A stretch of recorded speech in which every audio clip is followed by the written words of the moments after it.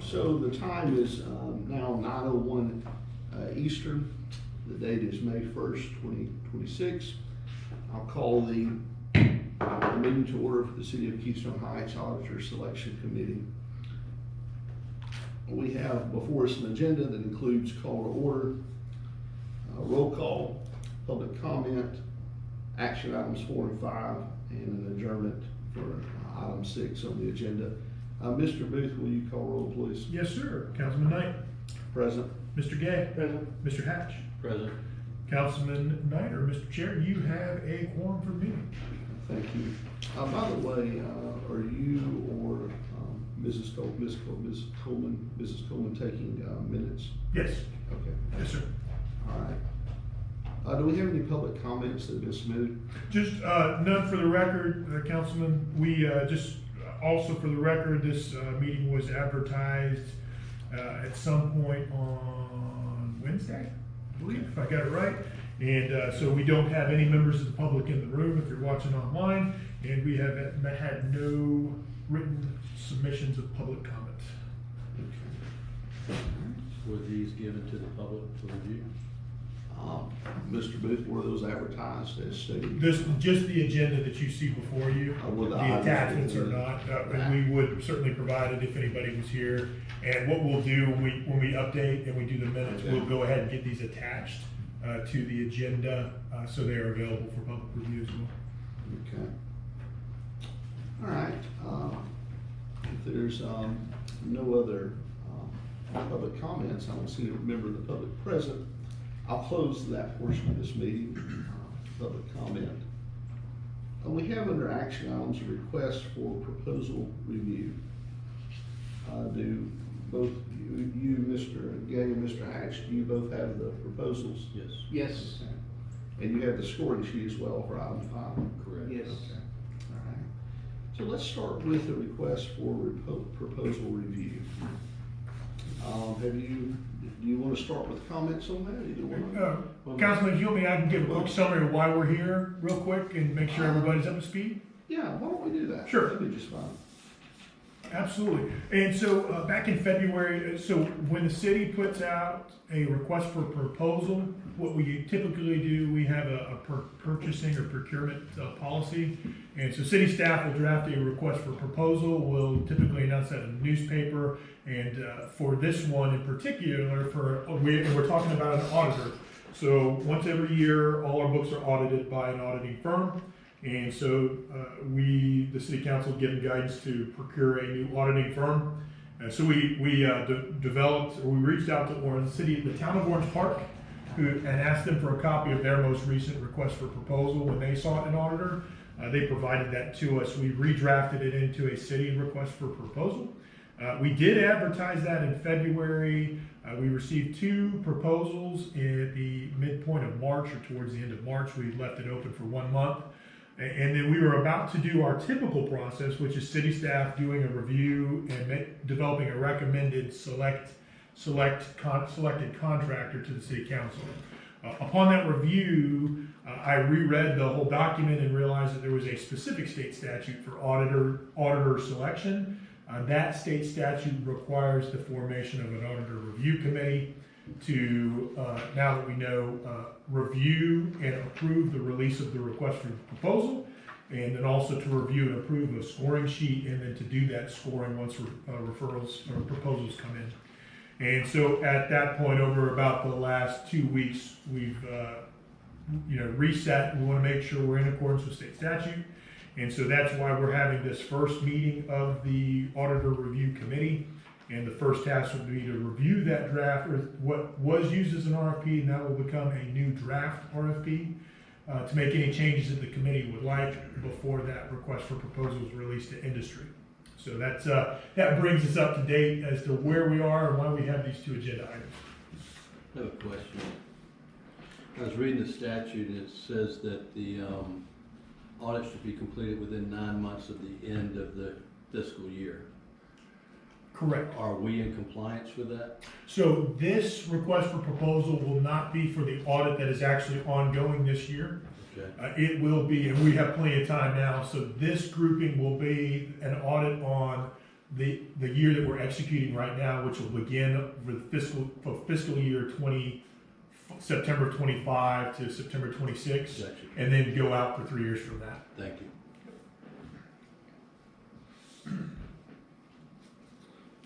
Any other questions for Mr. Booth? So, I'll say for my part, I did look at, the Florida Auditor General's, guidance. They have a 20-page document, which most of it is technical, non-legally binding guidance, based on, the city council's, motion, which they approved to establish this committee. I'll share my perspective on, Mr. Booth's comments and say that I'm typically attempting, and I think it's there kind of without speaking to them about it, I think based on the way that motion was drafted, written, and if you look at the minutes, that we would be following a very narrow, focus in our schedule. My preference would be without a broadening of the motion or any other kind of action from the council for us to stay within the RFP and the evaluation of those. I am open, while not germane to this item on the agenda, to us certainly presenting maybe a recommendation list if we do need to have another meeting, which I anticipate we will, and formalize that as ourselves and hand that off to the entire council with recommendations not only for the drafting of future motions relating to the auditor selection committee, but also to maybe guidance in place for the city manager and staff, and just working timeline. We did not include, which again, I think we can summarily, kind of by going just very close to the state statute, anticipate this. We did not include a sunset provision when that motion was passed to sunset this committee. And so we will, be, I guess, adjourning ourselves, not just today, but in the next meeting for good, dissolving. So once we submit that report, hopefully. But those are just kind of some thoughts I have related to what Mr. Booth said. And I appreciate his support and clarification. And we're further adjusting the process that's been underway for 2 or 3 years now, while modernizing and making government more efficient. We at the same time are attempting to do it in the least cumbersome way possible. And other cities, a quick review of their audit selection procedures and committees will certainly show a vast difference between the city of Keystone Heights and how they do things. All right. Is there any other reports? Mr. Booth, does Ms. Coleman need to brief us on anything? Or anything No, else? I think it really comes down to any edits or amendments, and particularly in this agenda item for the RFP, request for proposal, any edits that you would like to see or discuss. So this proposal's what, 10 pages? 7, 8 pages, something like that. 10, I think. Do you feel like we need to read this proposal, or has everyone had a chance to read it? I have read it. What I would like to ask is if we could just review page by page. Sure. All right. So let's deal first. I guess this is agenda item 4, request for proposal review. We'll just start. I have before me the City of Keystone Heights Financial Auditing Services request for proposal, which is now in the form of draft, which we're resubmitting for our review. That was dated February the 11th, 2026. Obviously, I think that date will change on the page 1 and further pages. References to date that need to be updated. Let's start literally with the back of the first page, which is request for financial audit services. I will go between both gentlemen. I don't think we have to allocate time here or anything like that. Just kind of tell me what you guys think about this first page. The only thing I saw in the first page is the second paragraph where we call out the conformity with the generally accepted accounting principles. Being a governmental audit, I think you also need to include there the generally accepted governmental audit standards as well as the Governmental Audit Standard Board. Yeah. Okay. You have to give me that one more time, or I'll- we can, if you can follow up. Say, I am tracking my changes and Okay. suggestions, I'll just forward It's it over. perfect. Thank you. It's, GFOA. That's Okay. what you- Yeah. All right. So, paragraph 2, we want to specify, are you following, Mr. Hatch, some of the recommendations contained in the state auditor, or are you just gonna go off the general? Is there any others you want to include, or is that? I think, well, from an audit, firm perspective, they are more or less looking at your general audit. They understand where the locality sits, and I'm sure they will abide by those standards, but we wanna call those out. No, we'll go with that. That would work for me. Mr. Yang, anything? Okay. And then we will make an amendment on the third paragraph to change the date of submission from March 18th to, what I got from industry is that these will typically, we want to give them out for about 1 month or 30 days to give them adequate time to go through it and develop their proposal. So whatever date, we'll do 30 days from the date that we release it. And just so you all know, this paragraph right here that overall describes it is what we basically just cut and pasted and sent that to the newspaper. So this is the overall announcement that we put out there. And then obviously we provide the rest of the full RFP to anybody that requests it. Since we're talking about the announcement portion of this, where do you anticipate advertising this? We typically do it in the Bradford County Times / Keystone Heights Monitor, or excuse me, Lake Region Monitor / Union County Times. That newspaper group. Okay.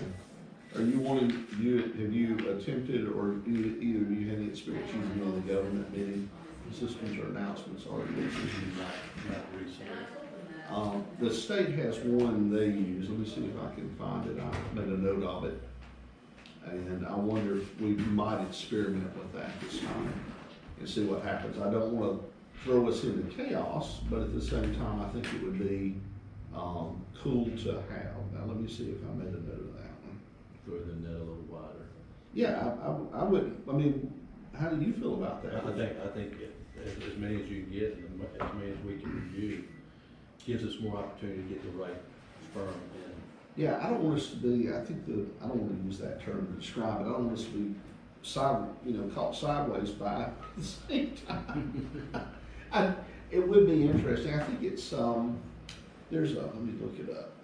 Florida, it's pro something, but there's one the state uses. I'm not talking city specific that I saw. I should have wrote it down.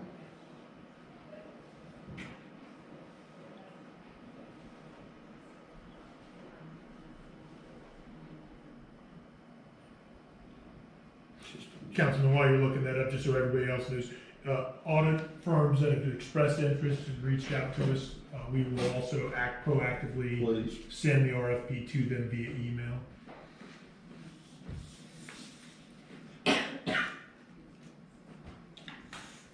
BidNet's one of them. I think is the one I was thinking of, and maybe Demand Star. There may be some others. I don't want us to have to pay for anything because they could get cost prohibitive list, but it would be worth looking into. Would do either of you have any issue with that? No, I just did a chat to see what's out here. And you got the Florida vendor bid system, you've got the My Florida Marketplace, and several others out here that you could possibly use. Now, if you, I may have left some off. I sure did. Did you get those, Mr. Booth? I just took the notes. I've got the notes. I can find them. Yeah. I tell you what, I'll copy that and include that as well. Use the chat GPT. It's gonna grope me. It's overloaded this morning. All right. Any other questions regarding this announcement? Any other concerns? We've noted the date. We've noted And I think with the date, that would go throughout the document, any date corrections. Yeah, and I didn't notice it listed anywhere else, but we'll correct it if it is. Okay, all right.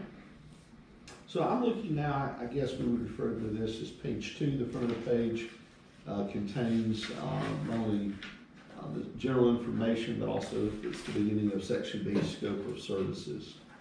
Within the general information section, do either you gentlemen have any concerns there with what is being addressed?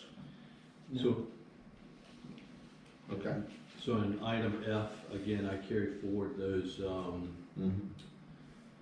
references. I think F needs to say general accepted governmental auditing standards, the GAS, or the yellow book as it's called. I also think in item J, need to add the generally accepted auditing standard, say generally accepted in front of those auditing standards so that it calls out the GAS. Okay. Other than that, that's the only thing I saw.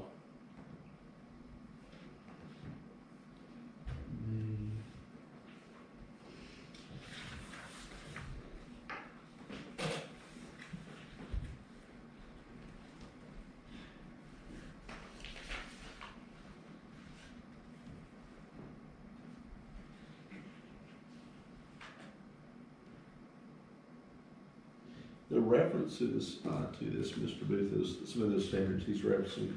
You probably already know this. They're contained, and I should have brought the copy with me. They're contained at the back of the 2021 final report from the Auditor Selection Committee that the Florida Auditor General convened. It was a group, and they have it's within the back of the non-technical guidance. Okay. We keep referencing that, and so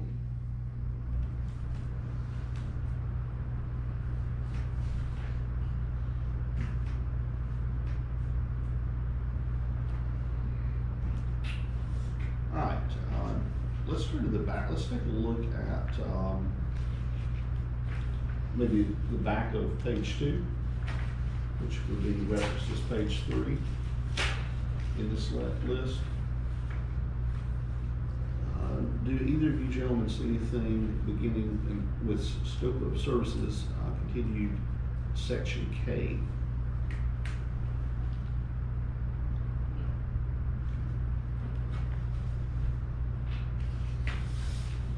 I had, let's see if it's contained in this section.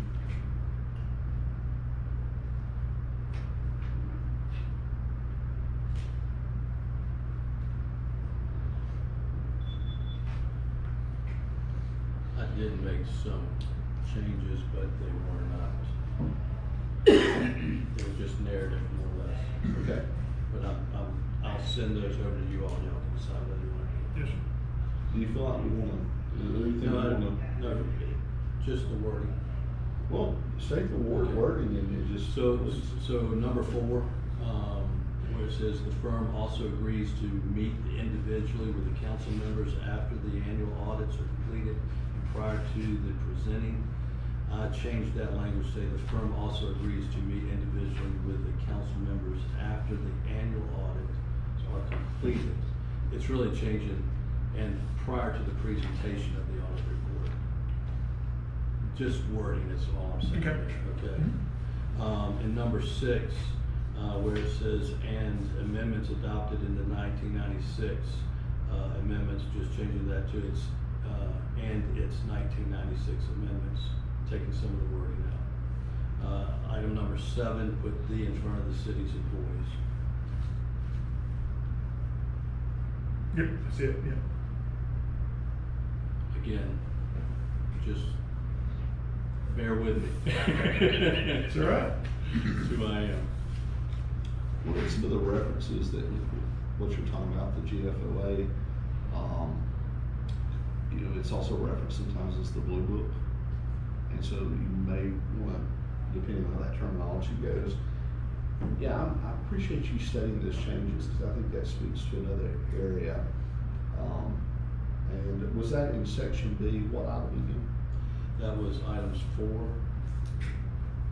Okay, yeah, item five. 6, and item 7.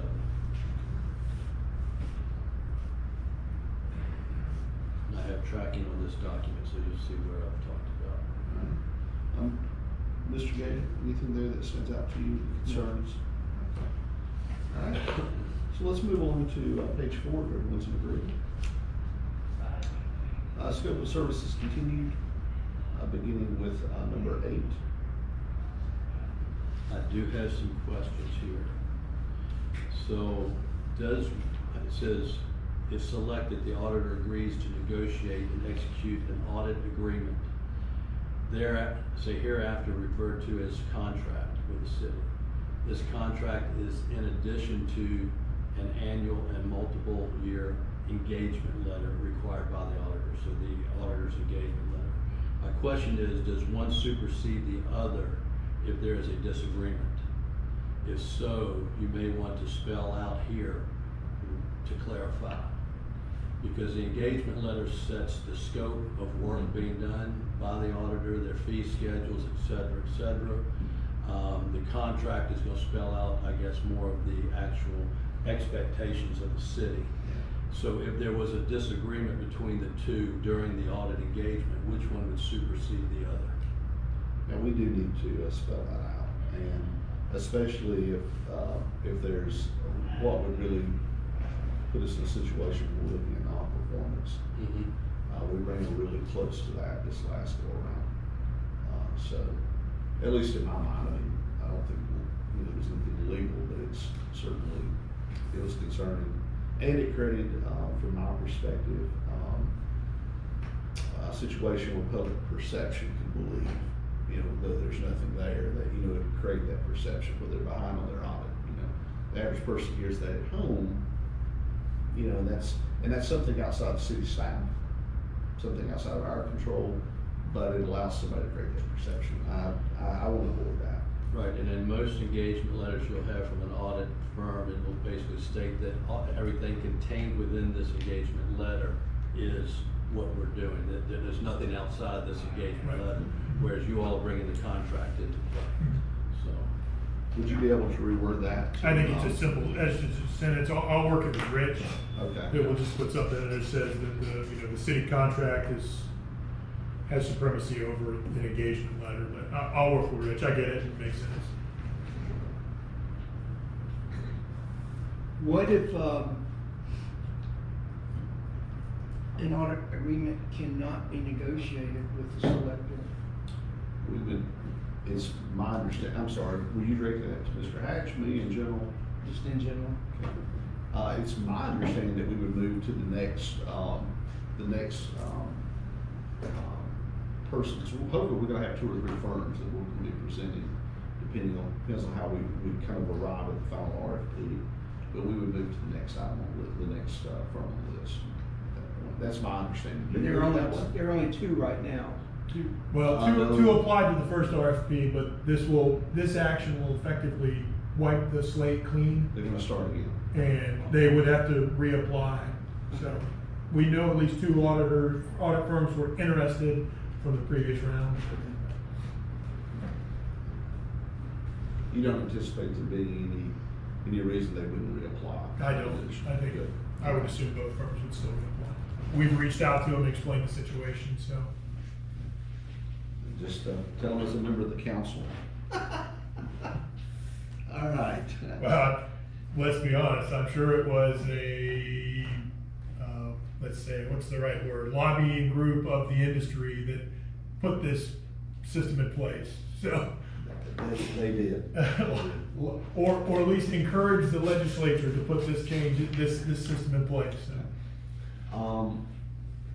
Any other concerns with this on page 4?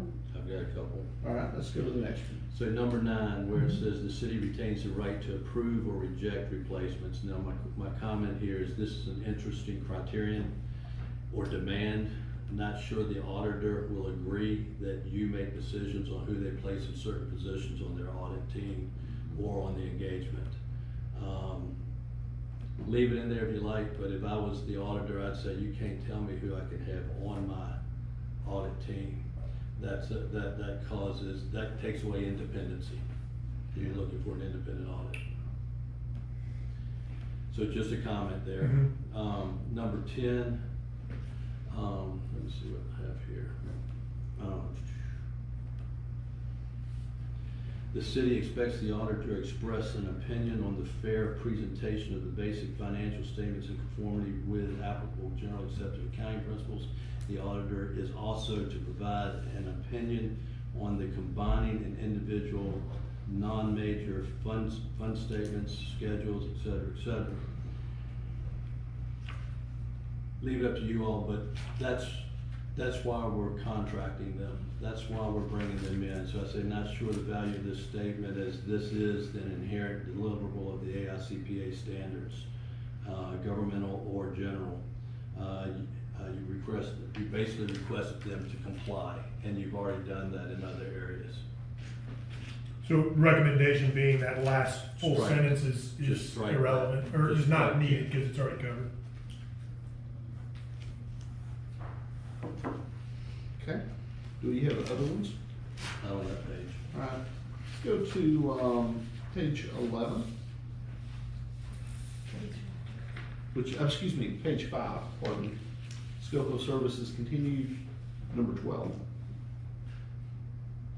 I have nothing. I do, kind of have, I want to ask a question about, number 13. Okay. The City of Keystone Heights will prepare the management discussion and analysis, MD&A, and the city shall retain ultimate responsibility for the preparation and content of this document. However, the auditor shall provide the assistance in proofreading the MD&A, performing an overall review and suggesting improvements to the MD&A. I don't like that statement. I'll just kind of raised a red flag to me a little bit. And kind of, I guess it's germane to some of what you've been going at. Yeah, I mean, obviously we have a city manager arrangement with a weak council where you perform the day-to-day running of the city.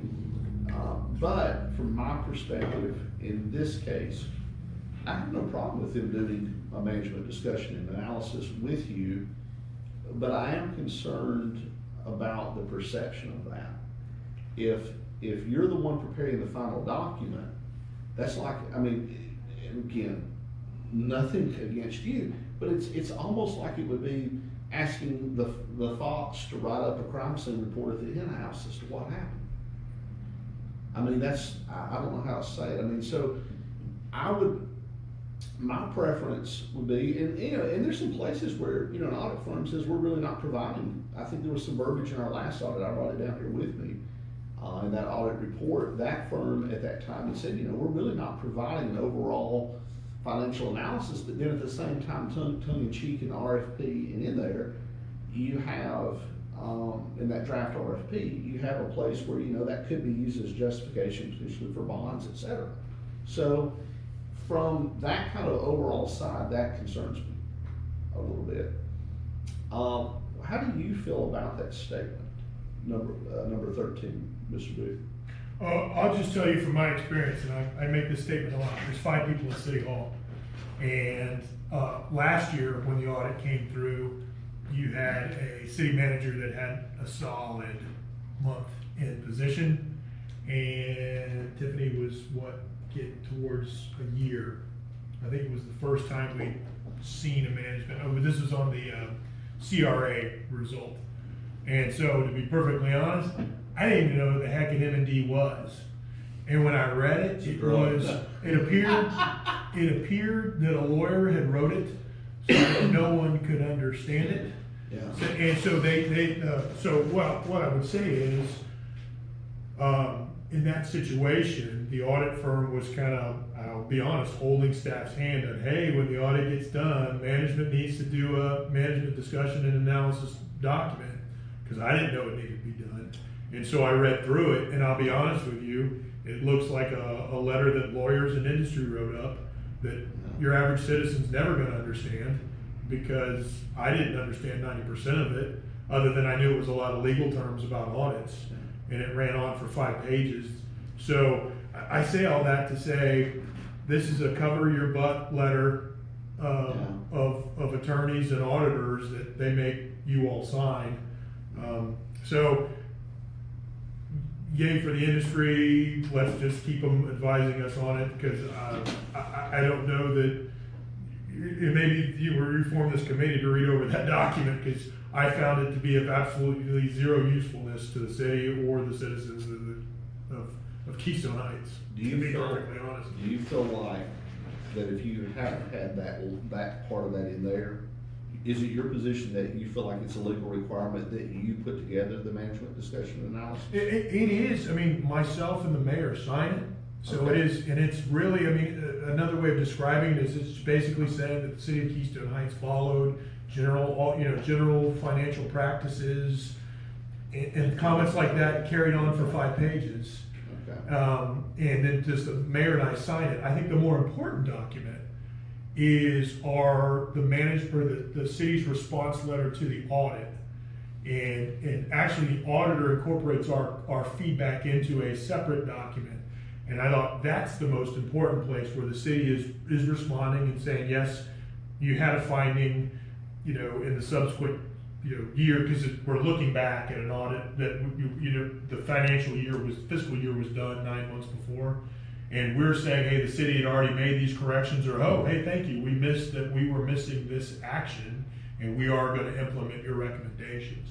That's the document that I think is most important. And from a city manager's perspective, where the city gets to opine on the findings of the auditor and acknowledge and accept, or push back a little, professionally push back on any concerns. So given the pressure that you were placed in that, you didn't ask for it that way, last summer, is there anything you would change about this item? No, I would not. I say a lot to get back to, I do feel that the audit firm, to some extent, comes alongside us as a partner and helps us along with this process, and I believe that this statement is kind of saying, hey, 1 month of city manager, you've got to do this document, here's the things that it legally needs to say. That, I feel it is more of a partnership comment than That is where I would go. Yeah. Is that I think that this document is something that you sit down with the auditors at the conclusion of the audit and you say, give me your dot points. We'll write this up. Because I want to understand your dot points before they go into this agreement. Do you think that in the engagement letter, that we need to maybe put something in there, is there enough? the engagement letter, as Will I it spell recall, that out? spells that out. Okay. It'll Make sure. rehash a lot of these points of what's gonna happen during the audit. Okay, all right. Number 14, 15, 16, 17, anything there? All right. Page 6, scope of services continued. Number 18. I have nothing. This is where I found the date and I went, wait a second, have you already gotten the proposal? Yep, there's that date, I got it. That's in instructions for proposals, section C is what, Mr. Hatch was referring to.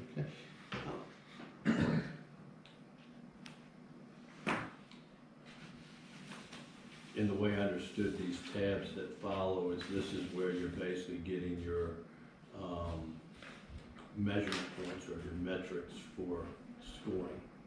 Yes. Yes, sir. And it's specifically laying out, when under the request for proposal, this is the proposals that are submitted by the auditor. They should have information in tab 1 that addresses this, tab 2 that addresses these items. And yes, then the auditor review committee would use the scoring sheet to score this particular information that's in the proposal from the audit firm.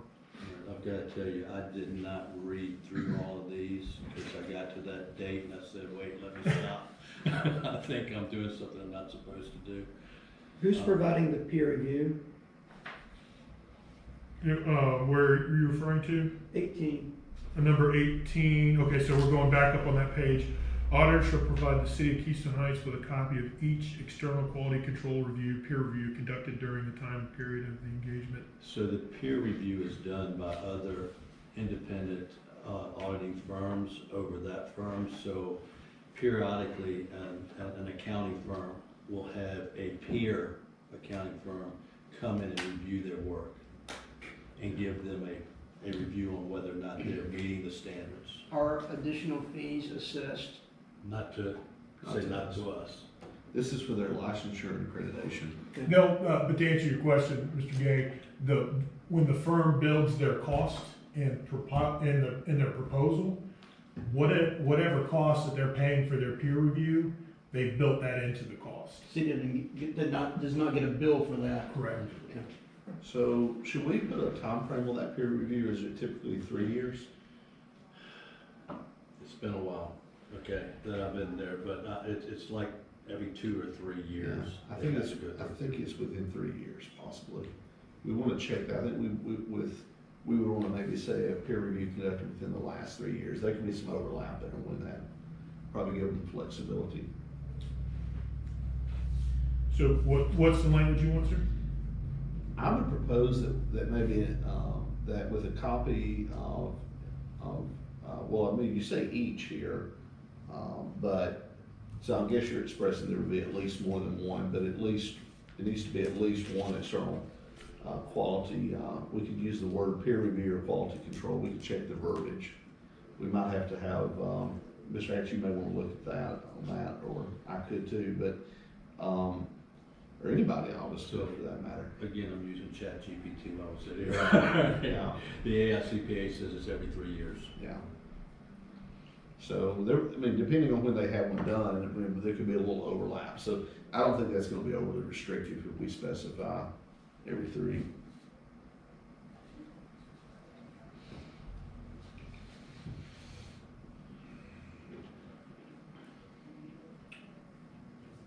I'll figure it out.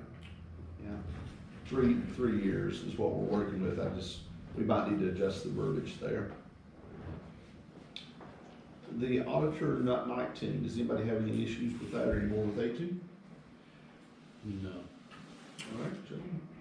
All right, section C, instructions for proposals. I do have a question. I just want to clarify for the record.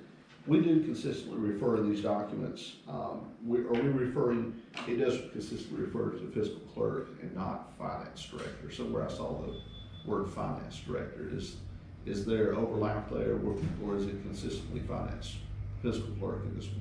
We can put fiscal clerk in. Okay, just, yeah, I'd like to keep it that way if possible. Just somewhere I saw the other phrase, and I don't know where, but, It was finance department. okay, yeah. It's generous to describe the city of Keystone Heights as having any departments. We just are city hall. Just kidding, you're it.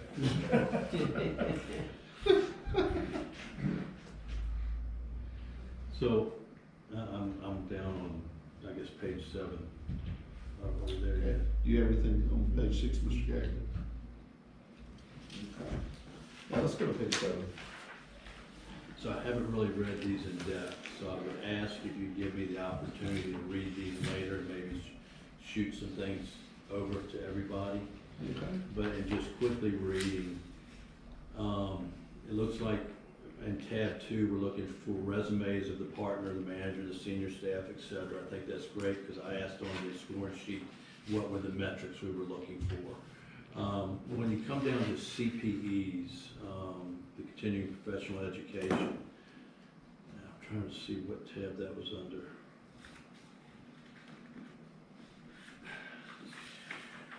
I see that.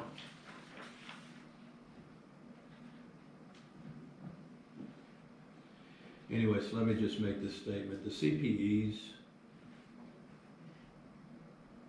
are we gonna ask them to provide the list of all classes and courses that the individuals that are on the committee have taken to keep up with their certifications?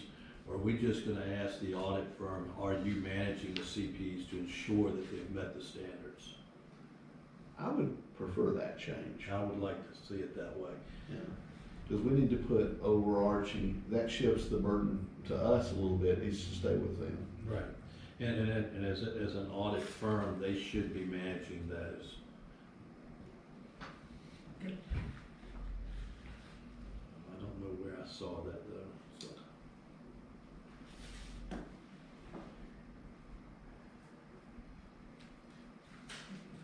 Anything else, in tab, what is, the heading tab 2, expertise and experience of the audit firm continued on page 7? Oh, I found it. I'm sorry to take you back. That's good. So going back to the CPEs, tab 2, subsection 4. Mm-hmm. I may need to renumber those tabs and get that number.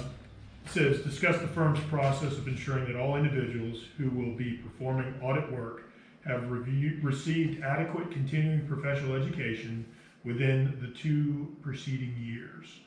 Yeah. So basically, this is asking for a general discussion and summary of how they do CPE versus asking for the certificates of completion. So I am not familiar with Florida's requirements for CPEs. In Virginia, it was 120 hours for, say, over a 3-year period, rolling 3-year period. So where did we get to 2 years? I mean, is that something is that Florida's? Every 2 years? I think it's just asking over the last 2 years, how have you met continuing professional education? This was, like I said, I didn't question it as what the town of Orange Park used in their proposal. And no, okay. And I think changing that language to put the burden on the firm to ensure that their staff has met those. So maybe we, instead of saying within the 2 preceding years, maybe you just say adequate continuing professional education in accordance with state standards. State standards.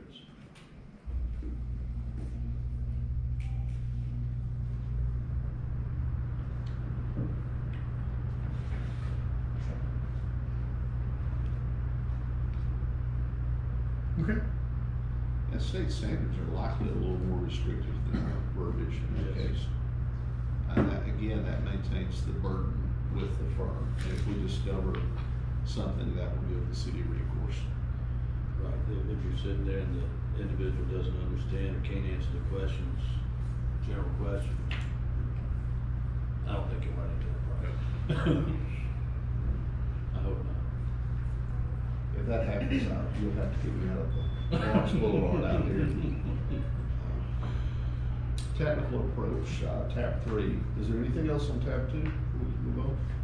All right, tab 3, technical approach. Clearly describe the scope of the required services, section 1 to be provided, including a full discussion of the firm's auditing techniques, procedures to be used, financial and compliance aspect of the engagement. Anything from that point forward down through section 5? Give me a minute.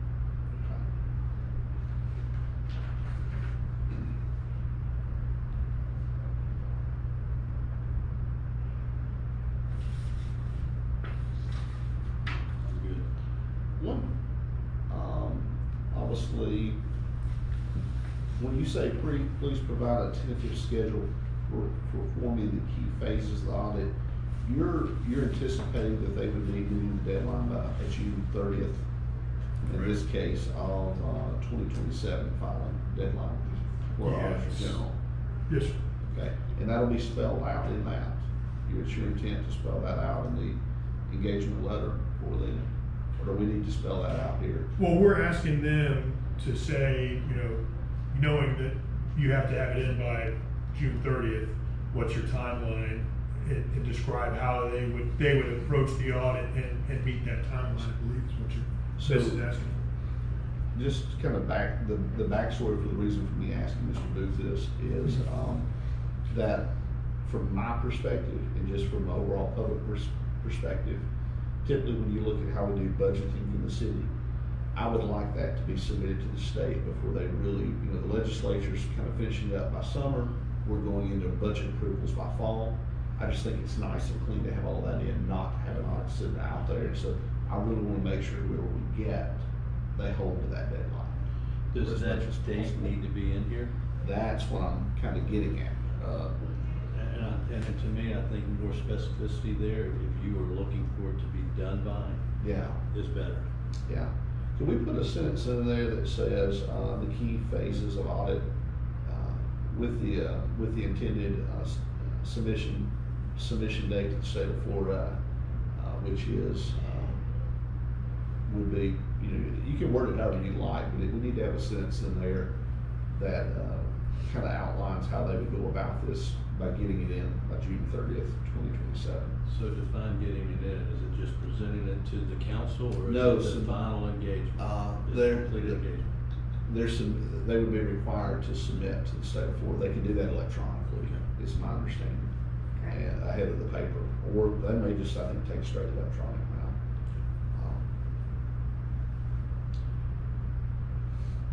And that would also, I think, if there is an identified issue, or there's something that comes up, that would inform future audit selection committees, but also allow the city staff to kind of know what kind of timeline to not be caught blindsided by something from an auditor. I want to protect our staff that way as well. And we can always, this is obviously the request for proposal for them to tell us how they're gonna do it. But we can also look as we go into developing the actual contract or the agreement document, that very clearly lays that out. It kind of speaks to that when you're talking about almost like an escape clause. That's kind of one of the areas that I think could trigger something down the road, if it really got into that. But that's just me. I'm one of three here on that. Is there nothing else on page 7? I'm gonna say I'm agreeing with you on that one. Okay. All right, cool. All right, page 8. Instructions for proposals continued, tab 4, cost of service. The only recommendation I haven't drafted the exact language. We did notice that one of the firms, when they responded, did not give us, on the initial response, did not give us a cost estimate on the CRA audit, which we typically get 2 separate audit documents. The community redevelopment, there's a proper term for the fund. They did send it though, didn't they? Yeah, well, it's the CRA, they did, we did a follow-up, Yeah. and they did send it, but, basically, Community Redevelopment Agency Fund, has a separate audit action, and we wanna make sure that they break it out into both the general, an audit of the general fund, infrastructure fund, and cemetery, as well as a separate audit of the CRA. And so I've got some language that basically says submit fees for the general infrastructure and cemetery funds, and submit fees for the Community Redevelopment Agency trust, I think it's trust fund. I was trying to think if there's a specific name to that fund, but that was the only edit that I have that will apply in this, or recommend we apply in this one.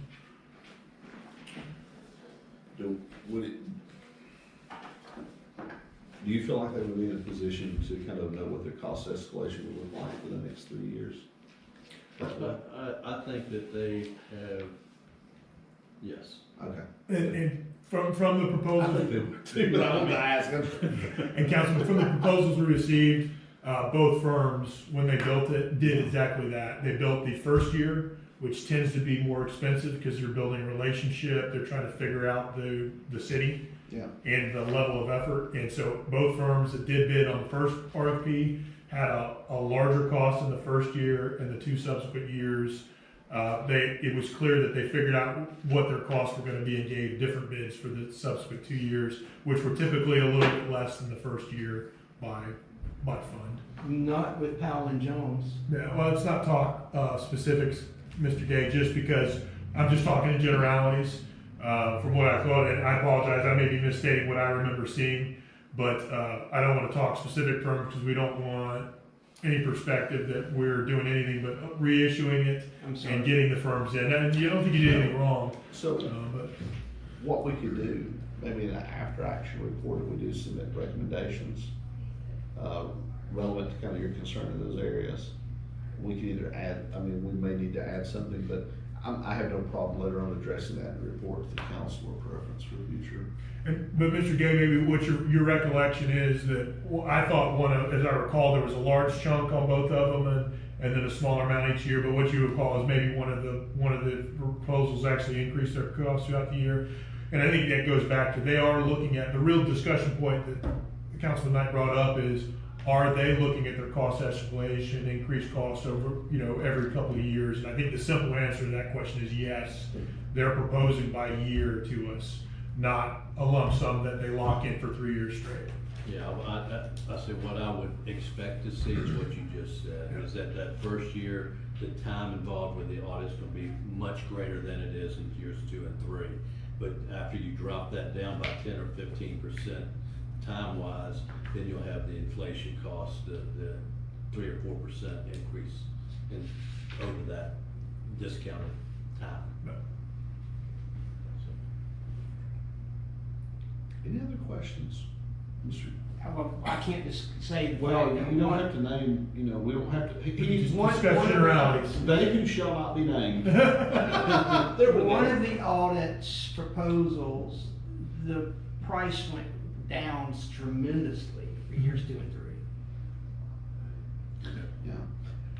What, I guess maybe not specifically addressing this, but I will ask this question because it just came to my mind since we're asking questions. And I think it might speak to the wide kind of breadth of difference in what potentially could be cost in years 2 and 3.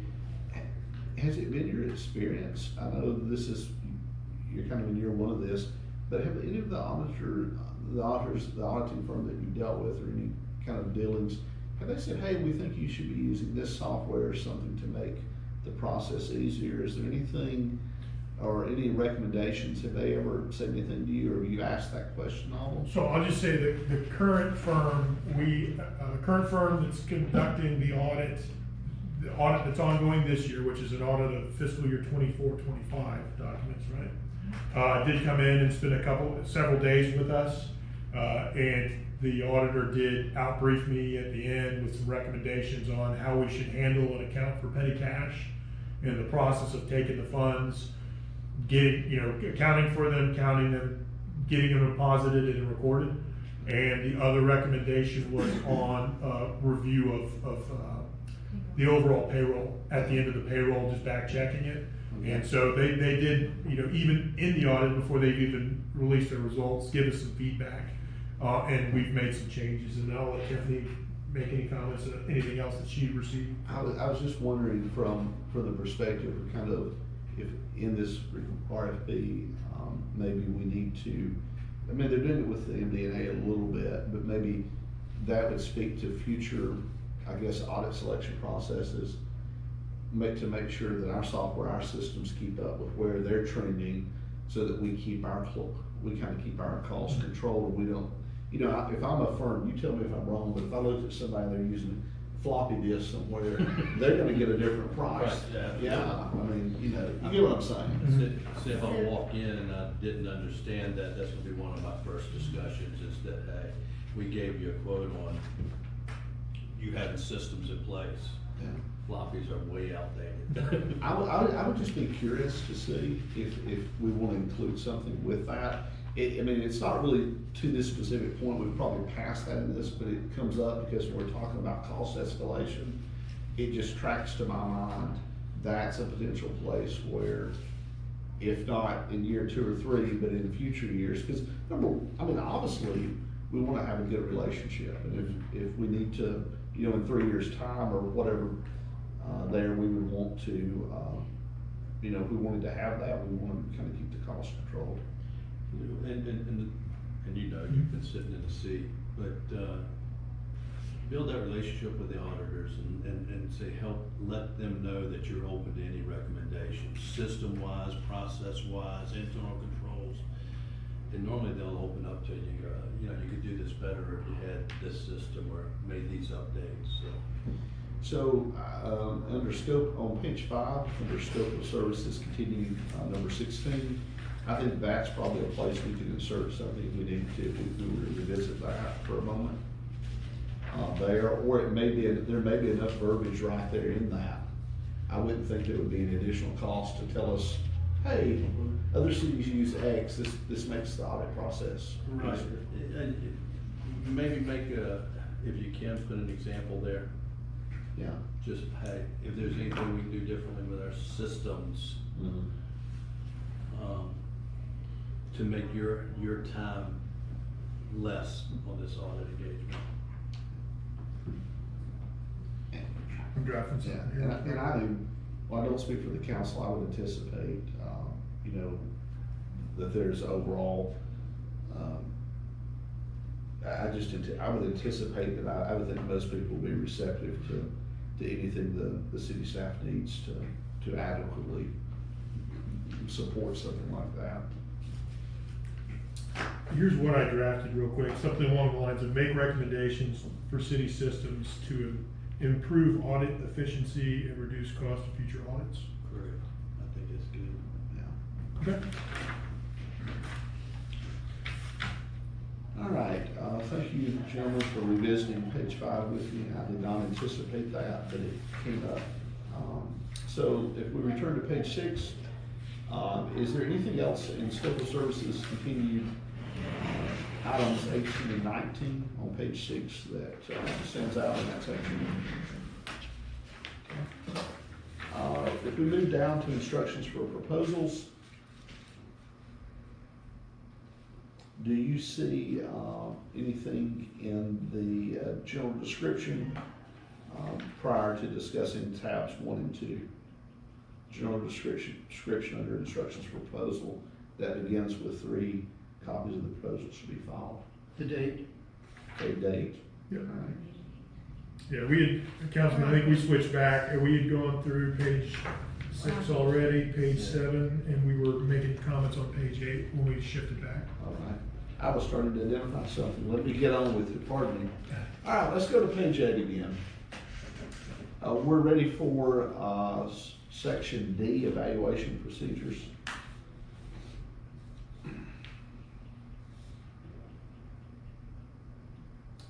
Paragraph 1.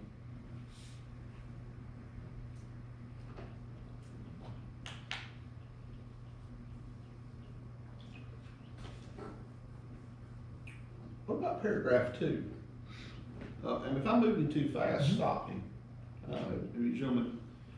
The only thing I can think of, and you mentioned the date of June 30th to have it submitted to the state. Does the evaluation process, procedure, does there need to be some time element there of delivery? Of having this And evaluation? on the scoring sheet, Is it on the scoring sheet? well, I'm trying to understand your. Yeah, I think we would address that in the scoring sheet, or do you think we need it here in the proposal as well? Well, and so maybe it's a moot point, because if you've asked for a schedule to meet that deliverable, then they should have the evaluation date somewhere in there, okay? Mhm. Never mind. Let's take that up in just a moment on the scoring sheet, if you'd be willing to bring that back up in just a moment. Okay. All right. Mr. Gay, do you have anything in paragraph 1 No. or paragraph 2? No. The only, I guess,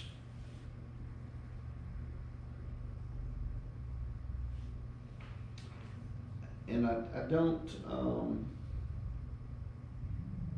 kind of unsure of it because I want to discuss it really when we get to the scoring sheet, but it's the weighting of the cost, that percentage of the overall scoring sheet. But I don't want to do it now, but there is that line in paragraph 2, the basis of fees submitted with proposals will be considered as one of the factors in the evaluation process, but price should not be construed as the overriding criteria for awarding the contract.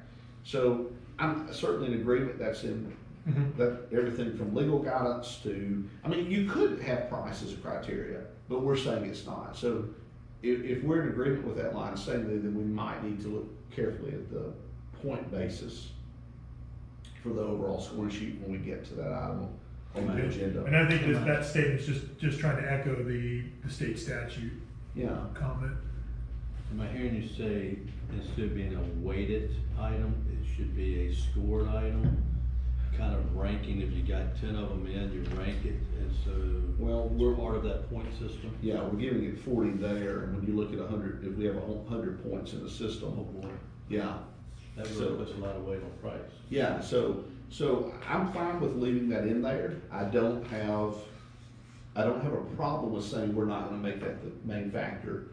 I mean, you could say that price could be a factor, but then I feel like it would box us in on, we're gonna need more proposals, and what happens if we only have two? You know, we don't have 3 or 4 firms come in. Now, we anticipate, I think we'll probably get 4 or 5, maybe at least 3. So I would like to leave it, but I did want to draw your attention to it, to open it for discussion. Let's leave it. Okay, good. Mr. Gay? Good? Okay. All right, the city reserves the right to negotiate modifications to proposals that it deems acceptable, rejecting any and all proposals. That would, when you say reject any and all proposals, do you mean, is it your anticipation that you would do that, Mr. Booth, or that we would be the ones that could reject? No, that would be, under this process, you all, as the committee, are making a recommendation that the city council would then accept or reject. And so, yes, it would be you all and the council that would execute this option. Okay. All right, so you're speaking of overarching sense. Okay, just wanted to make for clarification. Anything there? Okay. All right, section E, contract billing and payment. City council expects to sign a contract with successful proposer for 3 years. Anything on this paragraph, especially the progress payments up to 80% of billed work? Nothing?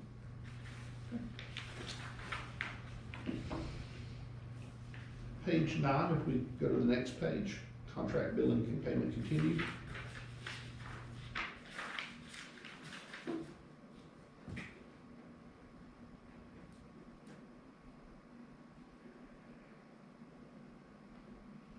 How was this last paragraph different than the one that you just talked about? I think it's using the same language. Yeah. There is some repetitiveness in there. Yeah, I'm just gonna ask a question. Is this evaluation procedure up here, is this for this committee? This is what we're to do. And this down here, when you start talking about the city has the right in other words, if we get proposals in and we go, they did a halfway job, we're just gonna reject that, we're not gonna spend time on it. Right. And then after we have come to our conclusions, our ranking, we present it, then the council can go, we're gonna reject number 2 because of X, Y, and Z. My understanding of the statute is that we're going to be the ones to recommend for final approval based on the proposed contract. Well, based on the RFPs that are submitted, we would do either the top 2 or top 3 to the council potentially. That's my understanding the way I read it. You tell me if I'm or your feelings on it. And then they could reject all 3, for instance, or at least they could say we don't like any of it. Then we'd start all this over potentially, or we could recommend the top 2 depending on the nature of how that comes in. That's kind of my thinking. Yeah, I think the simple answer is just to restate, and maybe saying the same thing that the councilman just said, was anything that this committee does is a recommendation to the city council. Okay. City council is the final approval authority for all contracts or entering into signed agreements. And so anything that you all do, when we talk about the reserving the right to reject proposals, it would be a recommendation from the council or from the committee to the council, and the council would agree with that rejection, or could send it back to you all and say, no, we don't want you to reject that one, we want you to score that one, and, come back to us, theoretically. All right, so to expedite the process, let's say we get 5 proposals in and we recommend 3. We don't present the other 2. Mm-hmm. Should we just go in and present all 5? I guess what I'm trying to say is, Do we limit our recommendation, or do we say, no, we got 5 in, we've scored all 5, and here's the way we've ranked them, you all make the decision? Because if we come with just 3, it may end up that way. I don't like any of the 3. Okay, well, let's look at the other 2. Then we have another meeting to. We're looking at you, everybody's looking left. Mr. You're gonna run out of time at some point. Well, I would, my preference would say, I don't think we have to answer that today. I think when we get those RFPs in, we'll have to make that decision All right. at that point. And I mean, you tell me, unless you need a motion from us today, you feel like you need us to Well, I don't give think guidance so. in that today. No, and really, it's how y'all, as a committee, want to make that recommendation to the city council, and then how the city council wants to work as a group. Obviously, they'll be advised by, and really, we'll get Rich in here Yeah. before y'all make your recommendation. I think we need to have Rich sitting with us, so that he's kind of reviewed your recommendation, city council, I agree. going forward.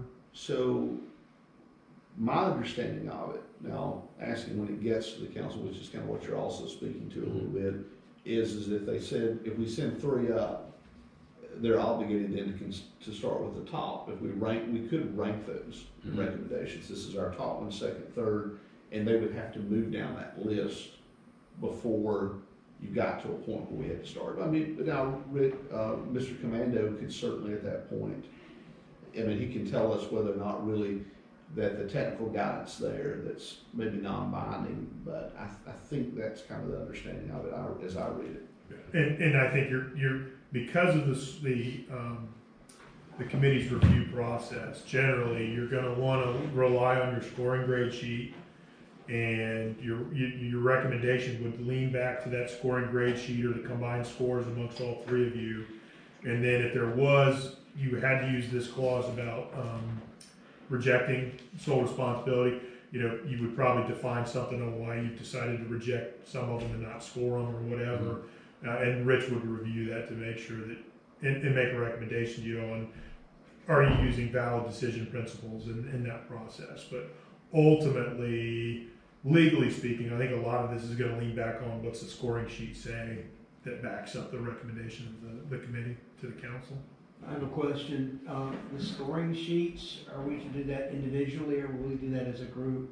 Well, I think it's really up to y'all to set that standard. Well, that's one of the areas when I say we present a report, there are other cities that have whole processes, we could potentially have a council lock us in we would prefer you to, they're within some limits, do it that way.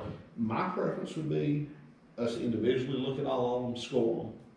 We get together, we run the calculator in the meeting, or we could present it if Mr. Booth's in agreement to the fiscal clerk, let her have that information compiled for us ahead of the meeting, and then we could just put it on the agenda, have those out there in compliance, and then deal with it from there. That would be my kind of preference, and that would give us even more, I guess, transparency, more. It would just be a good check and It's more of balance. an independent review. Yeah, total independence in that way. What do you think, Mr. Gann? Well, this is all new to me, and I came here at Jamie's request.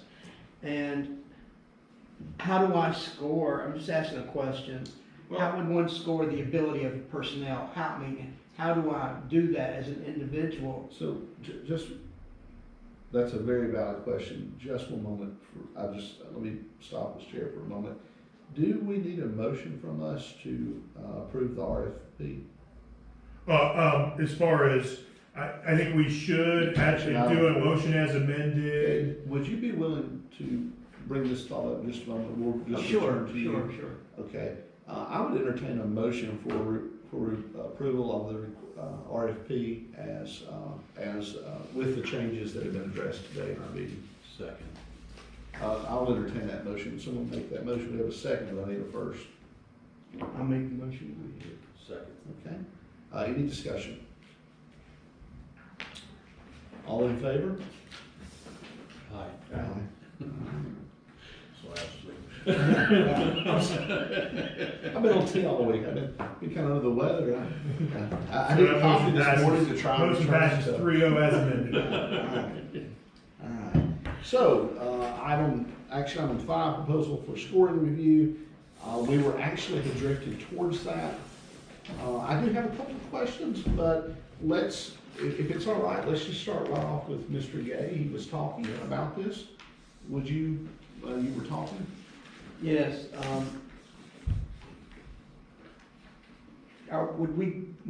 for step 2, ability of personnel, is that based upon what we see in these binders?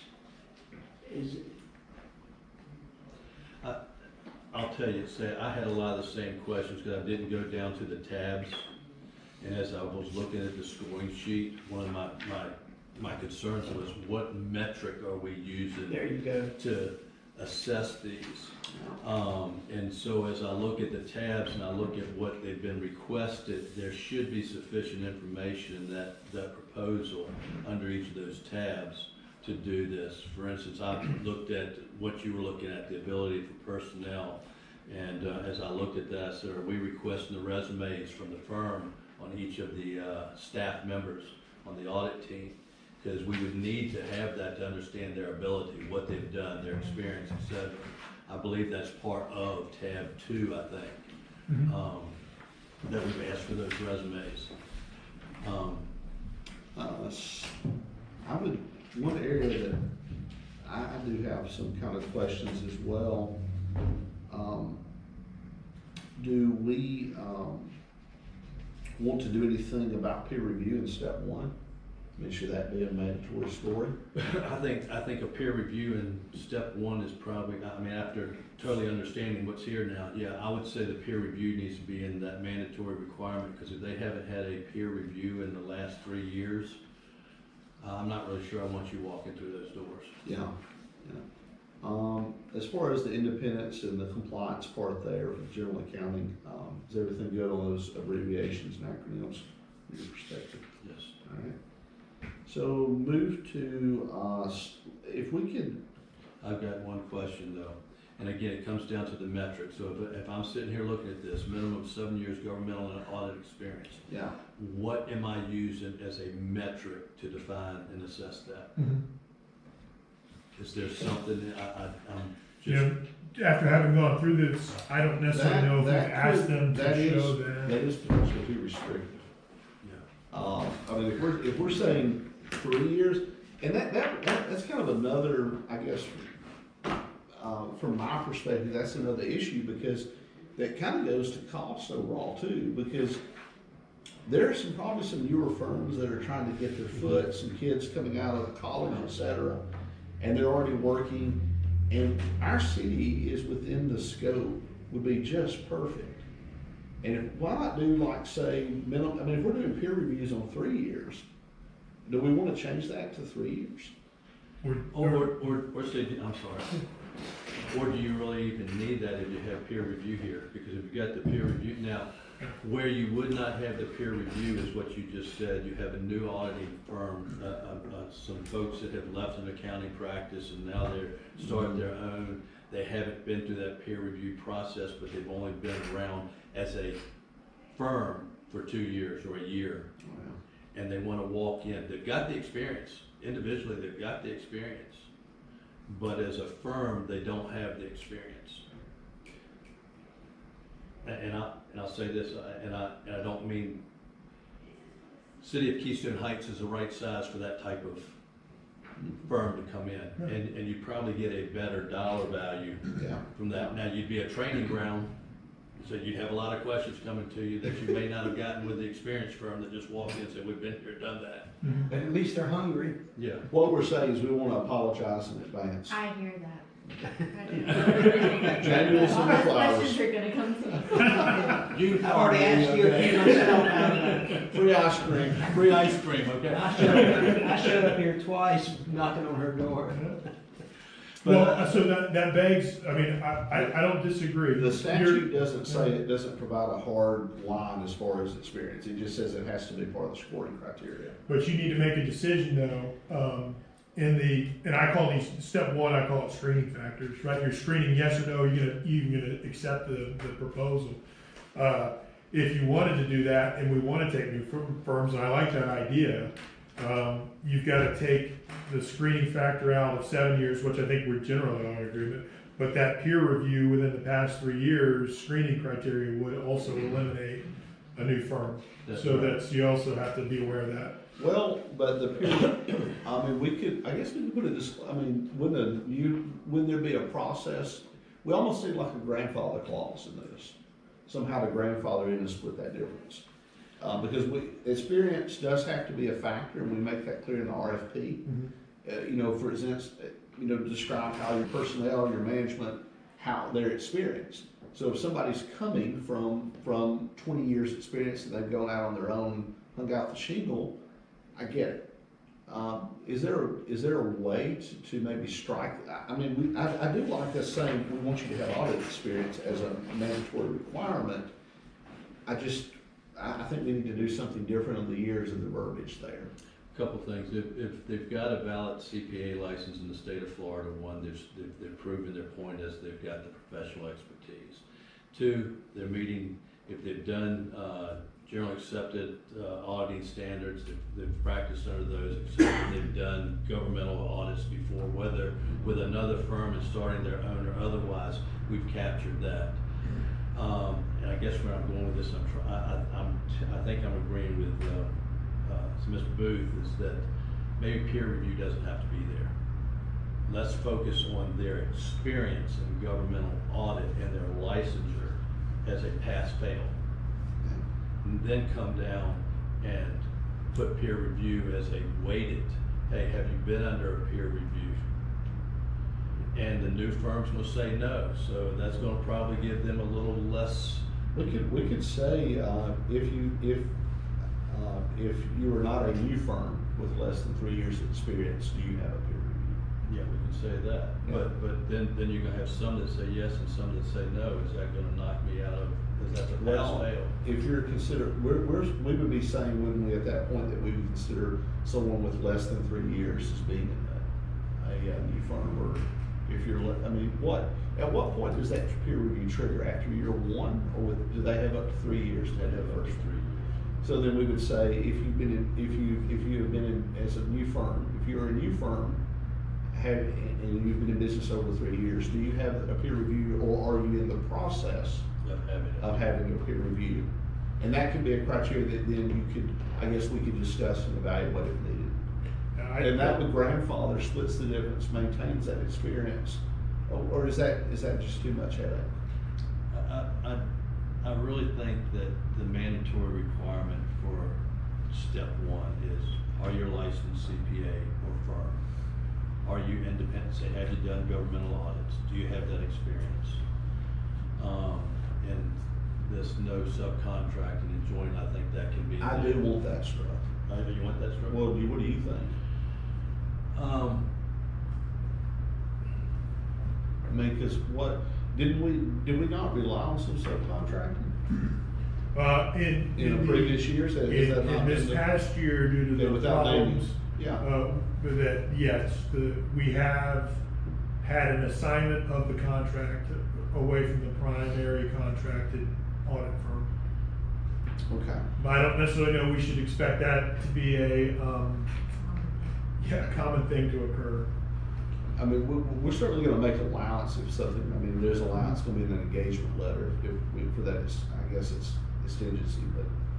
So my recommendation is this: keep the first two as they are. Okay. Alter this third one so it just says governmental audit experience. Okay, sure. And I'm with you. I think eliminating maybe the subcontractor joint proposal, that's something that can come up if needed during the audit.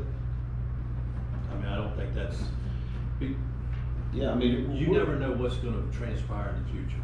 Well, and that locks in our engagement letter too a little bit. We need to have some flexibility, don't we? I would just, I'll go back and find it. We wrote into this document, the RFP, forget where it was, I gotta find it. We did use some language that basically said, can't do it. So let me ask you this then, I'd say, Mr. Booth, if, Well, why don't we, would you be open to amending that, if you don't mind, would you yield me? I have a Yeah. proposal on this. Why don't we change that to reflect, yes, no comments, but we could say no subcontracting without city approval. without city approval? Yeah, would you be open to that? And say meeting the same, the subcontractors have to meet the same, requirements, licensure, independence, and Yeah. governmental experience. Yeah. And that maintains that, in line with that, but gives some flexibility, because I think that could throw somebody away, run them off. Yeah. So, all three boxes must be checked yes to proceed. For this, well, I guess we're talking about peer review, depending on what we do. I don't know if we've settled, have we settled? One no disqualifies firm. Yeah, I mean, That's the way I see it. Yeah. Just wanna make sure that's correct. And that's the reason I think if you put peer review in there as one of those, I think it needs to be in the scoring, but I don't know if it's a pass-fail, Could we especially if say- you're looking to get a new firm. For firms, if you're a firm that's been in business over 3 years, do you have a peer review? That's something along those lines. Are you gonna put an NA there? Not applicable, because I just started my firm 6 months ago. Well, I have 7 years of governmental experience from XYZ firm, but I'm just, okay, fair point. We are overly restricted, but we have peer review as a requirement of the RFP, so we're gonna have to do something. We're gonna have, because we've put that in the I got RFP, you. so we have to have some kind of verbiage that goes over into that scoring sheet, because at least that's my understanding. well, then do you call this a pass-fail requirement? Or is this another weighted? The peer review you're talking about? Well, no, this step one, do we Yeah. change it from a mandatory pass-fail and make it another weighted item that, I mean, the first three, Mhm. hopefully they've got yes to, but when you come to peer review, may or may not. Well, maybe we're thinking too deeply about it. Because tell me, if somebody's following general accounting governmental accounting standards, generally accepted, they're gonna be anticipated to have met those peer review requirements anyway. Would they not? Don't accounting But a requirements? new firm. Well, they would still be in compliance with They the would- requirements, because. Yes. So, let's just strike that, Required. let's strike, because because the anticipation under the law is they're following the law, and the law allows that variance for them. All right, so if you're good, can we strike, I would, that was my proposal, add it, let's strike it, I think that's too much there. What do you think, Mr. Gay? Yes. I think it's also good from this standpoint. It may cause issues after the selection. Oh, when you brought in XYZ firm that's only 2 years old, they haven't been through a peer review yet. You asked for a peer review. Yeah, let's take that out. Yeah, because really what we're saying in the RFP is the anticipation, but if they're requiring with these understanders, they're already gonna be required to have that anyway. Yeah, okay. Anything else in, section where we have kind of the adjustment to the no subcontracting joint proposal line, with the caveat added there? Is there anything else in this section that's concerning or needs? I just want to clarify, I think where we're at is licensed CPA firm in Florida is still a criteria, no change. Yeah. Independent GAS compliant remains the same. The third one, we take out minimum years, and then just put government audit experience is the requirement there. And then, no subcontracting is struck. And we had talked about adding in a peer review, but then we've subsequently struck that from this section. So we have 3 criteria, I believe, in this section. Did we remove the subcontractor? No, we kept, we keep the subcontractor, and we were going to say no subcontracting without city approval. Without city approval. Because, Okay. subcontracting, Gotcha. we would, that would be an area where I think it's too restrictive, because there might be a scenario, I mean, you know, the head of the firm that's running the operation, he might have a heart attack, anything Or like might that. leave. Yeah, might leave, yeah. We have had both those kind of things go on. Okay, so that, I've got that, so we keep no subcontracting / joint proposal but we add the text in that says without city approval. And then also, we're adding that, some similar text in as an edit to the request for proposal as well. Mm-hmm. I thought the request for proposal already had something in there that would allow that. It didn't allow it, it disallowed it. Yeah.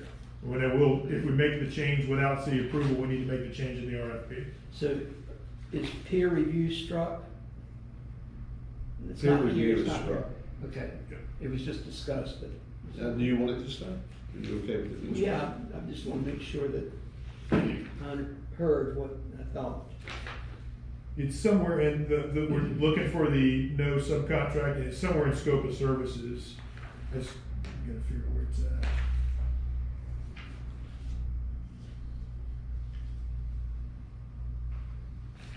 Is this, we're looking for subcontractors?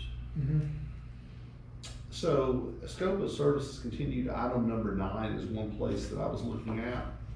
It's on page 4. Under the There it is. RFP, if we suspend discussion of the storage sheet for a moment and go back to the approved RFP. Page 4. Yeah, it's gonna be scope of services continued, section B. It's page 4, it's item number 9. That was talking about swapping out auditors within the agency. Yeah.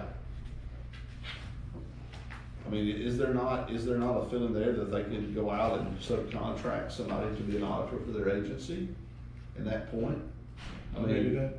I mean, am I thinking about that right? I read that and I think, well, you know, It could be implied. yeah. And I do see it here. See, as I was originally reading this, I was looking at staff members of the firm being Mhm. replaced. That's how I saw it. But they could replace them by subcontracting. Mm-hmm. So do you feel like that's enough to maintain the no contracting if we go back and look? Well, so maybe you add something in here when you talk about the replacement of staff in number 9. Maybe you also say subcontract work or staff. Well,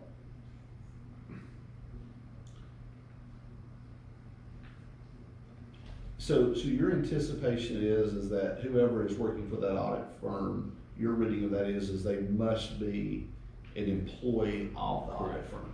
Correct. That's how you're reading that. Correct. Okay. Well, There's a separate clause in here, I'm trying to read through and find it. It was talking about the I will subcontracting tell you- substitution of different firm. I will tell you, I'm looking at it right now, and I asked about the phrase, Director of Finance. I see that again here present in section 9 Okay. of page 4. All right. I would recommend that I think you said that the intent was to have the fiscal clerk be referenced, throughout the document. Correct. So any place that you sign, you know, that, I just kind of would draw your attention to that. We do want that phrase there as intended by our previous approval of that. Okay. All right, so here it's in C, instructions for proposal. It says joint proposals from more than one firm or those that include subcontracting any part of the audit engagement or to other firms or individual auditors will not be accepted. And so that area would probably need to be, will not be accepted without. I guess, Yeah. I guess maybe, because I mean, I'll entertain motions to undo what we just did if we need to. And we could certainly suspend discussion here for a moment and do that if needed. We've pretty much done that.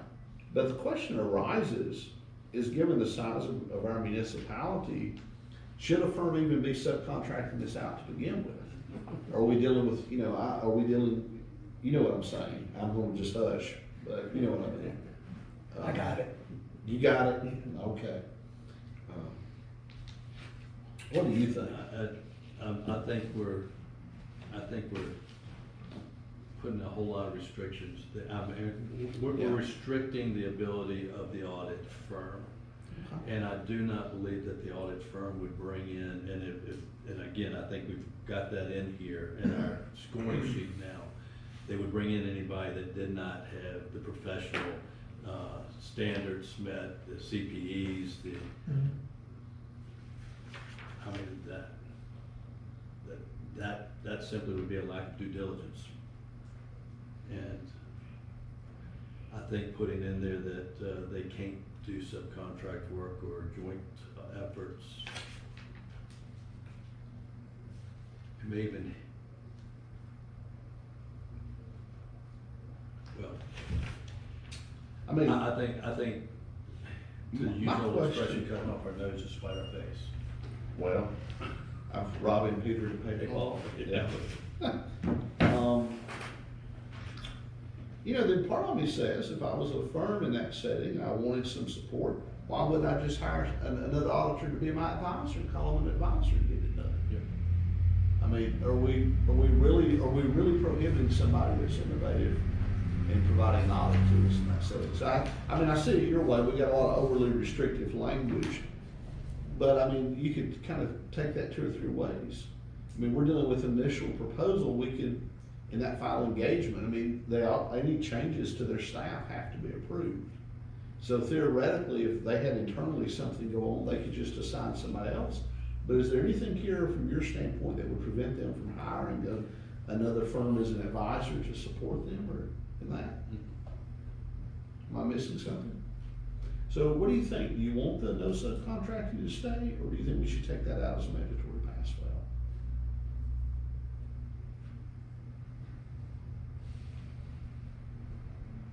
I think, let's leave it in there, say no subcontract. Because to your point, if I get into a tight bind as the audit firm, I can hire, bring on my staff, another auditor Yeah, that I'm paying. sure. I mean, there's many ways to work that. I mean, there would be an NDA flying 5 minutes. This Yeah. is an advisor, you know, whatever you want to call them, and boom. That's, yeah. So we're gonna leave the, RFP the way it is. If we return, are you in agreement with Mr. Gay moving solely back to the RFP? Yes. Okay, so if we return to that, then we would just leave that no subcontract and joint proposal as is. Mandatory That line, requirement. that would be, mandatory in the pass-fail. Number 4, we've struck peer review. So if I recap, step 1, mandatory requirements, licensed CPA firm in Florida, we retain that line with yes, no, and comments. Independent, parentheses, GAAS/GAGAS, compliant, close parentheses, yes, no comments. A minimum, or do you have governmental audit experience? That would be, I think, the way, when we ask it that way, we will say, do you have governmental audit experience? Yes, no comments. And number 4, no subcontracting and joint proposal. All right, and I'm gonna throw one thing out. No, Because this is for all of us. Because I didn't catch the comments there. Yes, So if you put, have you had a peer review? Yes, no comments.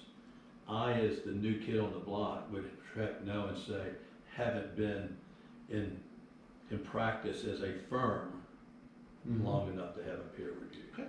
If you'd like it in there, you could do that. But I have no, either way. I mean, I think if you feel like we need to put it in, I don't mind adding that. back The in. problem is the agency, the industry firm is not filling out the scoring sheet. Y'all, as the committee, are gonna have to recognize that Yes, and yes. push that in on this document, so But be at the aware of same that. standard, they would have access to know, they have to know that the scoring sheet we're using is truly reflective of the RFP. Right. So So we'll leave it off. I'm good. either way, I think we're still gonna be getting at the peer review by asking the other, if you're good with that. Yes, I'm good. Mr. Gain, any other comments? So no subcontracting joint proposal stays, although it was stricken once. Yeah. here. Yes, it's gonna stay. Okay, and you're adding peer review or not? No. We're gonna hold back because we feel like, at least my feeling on it is, we feel like that He's like, here, go back. according, if you look at line item 2 there, Mhm. that in order to be really in compliance with those standards, they would have after year 3 to have one anyway. So it's kind of redundant. Okay, just want to clarify. All right, and we have a section that says pass, proceed to scoring, fail, disqualified. Any changes there? Everything good? They should all be passed, one failed, will disqualify? Probably should, right? I would think so on this. Yeah, that's industry standards right there. Yeah.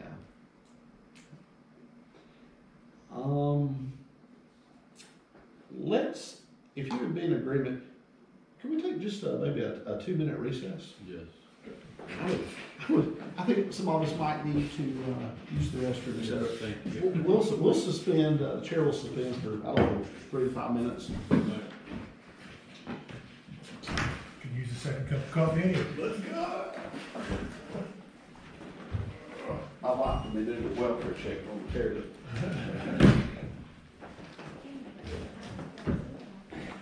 Either you gentlemen need some coffee or anything? I've got a full cup, I've just been sipping on. I'll have a cup. You will? Okay. Yeah. I gotta ask you a question. Sure. Gay is not a common name. Where I came from in Virginia, there was a farm called Gay Farms, was there back in the Civil War. Any relatives up in Virginia? Chester Mine area? came down from Georgia, Okay, and perhaps so at some point. Barnabas Chesley Gay was my great-great-grandfather, and he's actually buried in the Providence Cemetery, not too west of here. okay. But they originally came down from, as far back as I know, they came back from the Georgia area, Okay. over from England. See, I I'm grew up sure in a that- subdivision that was built on that farm, and the old farmhouse That's is so still cool. there. That's so cool. It has mortar shells from the Civil No. War in the, yep. Wow. I want to ask you a question. Yes. All of you all are so well experienced. I don't know why Jamie selected me to do this because I feel like I'm over my head. No. We need insight from everybody. Well, So, I just want to tell them know that this is just not my. I can get in the kitchen, bake my heart out. But gotcha. this is not something. I'm out of my lane. Let's put it that way. Not a problem. Well, this is the inner sanctum, isn't it? Watch out when you step through those doors. This is the sanctum sanctorum.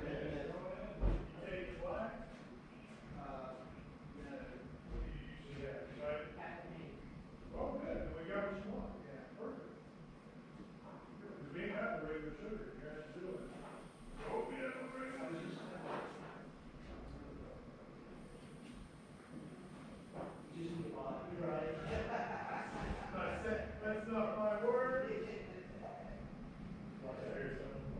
a learning process.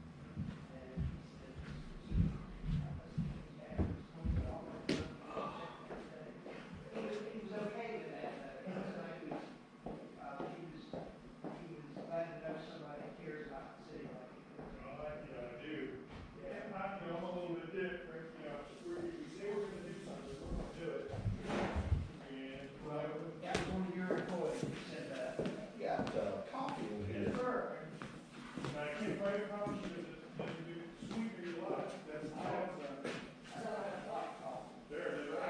think that's the one thing I can guarantee you, I can get you black on. May not be the best. I went down to the Brooklyn Bridge the other day, and I cannot believe how low like Brooklyn has gotten. At one point, it looked like boats weren't gonna be able to get under the bridge there. That's it.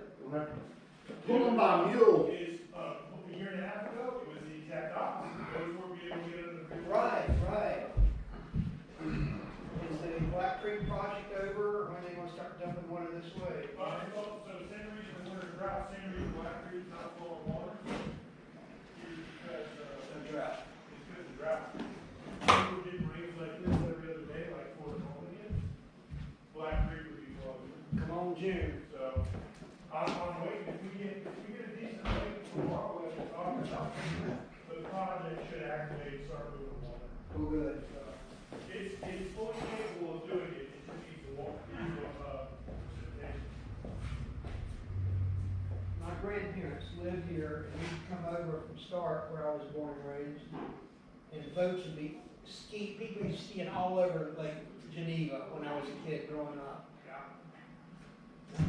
Well, and you see people bragging online about the tree clearing, and people who've been here over 30 or 40 years are like, you're crazy. I used to ski on that. Exactly. You can't cut those trees Exactly. down. People don't want the trees cut? They're- No, but there are so many, Person? there are like, there's all sorts of conspiracy theories. Really? There's, I'm glad to see it happen. yeah, conspiracy theories like, you're clearing land for development. It's a lake bed. You gotta be an idiot to build down there. Call it floodplain? But people believe what they wanna Oh, believe. yeah, that's crazy. That's the downside. I got you. I know I filled you up really high. Yeah, you did. Let me give you is the cup up to you? I'll be okay once I set it on the table. There you go. Just in case you. I've had both shoulders replaced. Did you really? Yeah. And my right one, which is the more recent one, I fell on my sidewalk the day after I surrendered Guinness. Oh, yeah? And it was not healing, so Dr. King in Gainesville put a plate and screws in. Uh-huh. And when he went back to look, a plate had floated away from it, so he had to go in and remove it. No, a screw had floated away.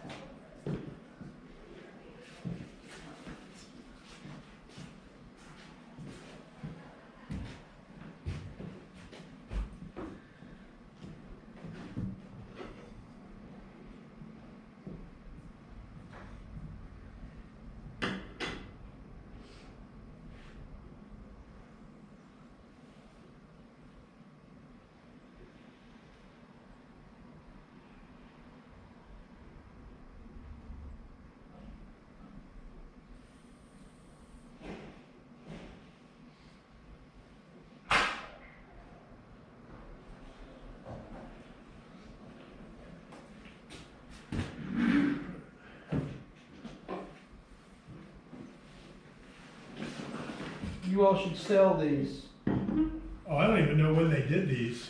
I kind of not talked too long, so if you thought we were supposed to be out here. I'm not sure when the whole rebranding to that seal occurred, but there was clearly someone on the council I agree. to tell, once we get the Welcome Center / museum up and running. Where's that gonna be? That's a great question. Lots of options out there. We haven't got it settled yet. But you're right. That is kind of a neat little Keystone trinket.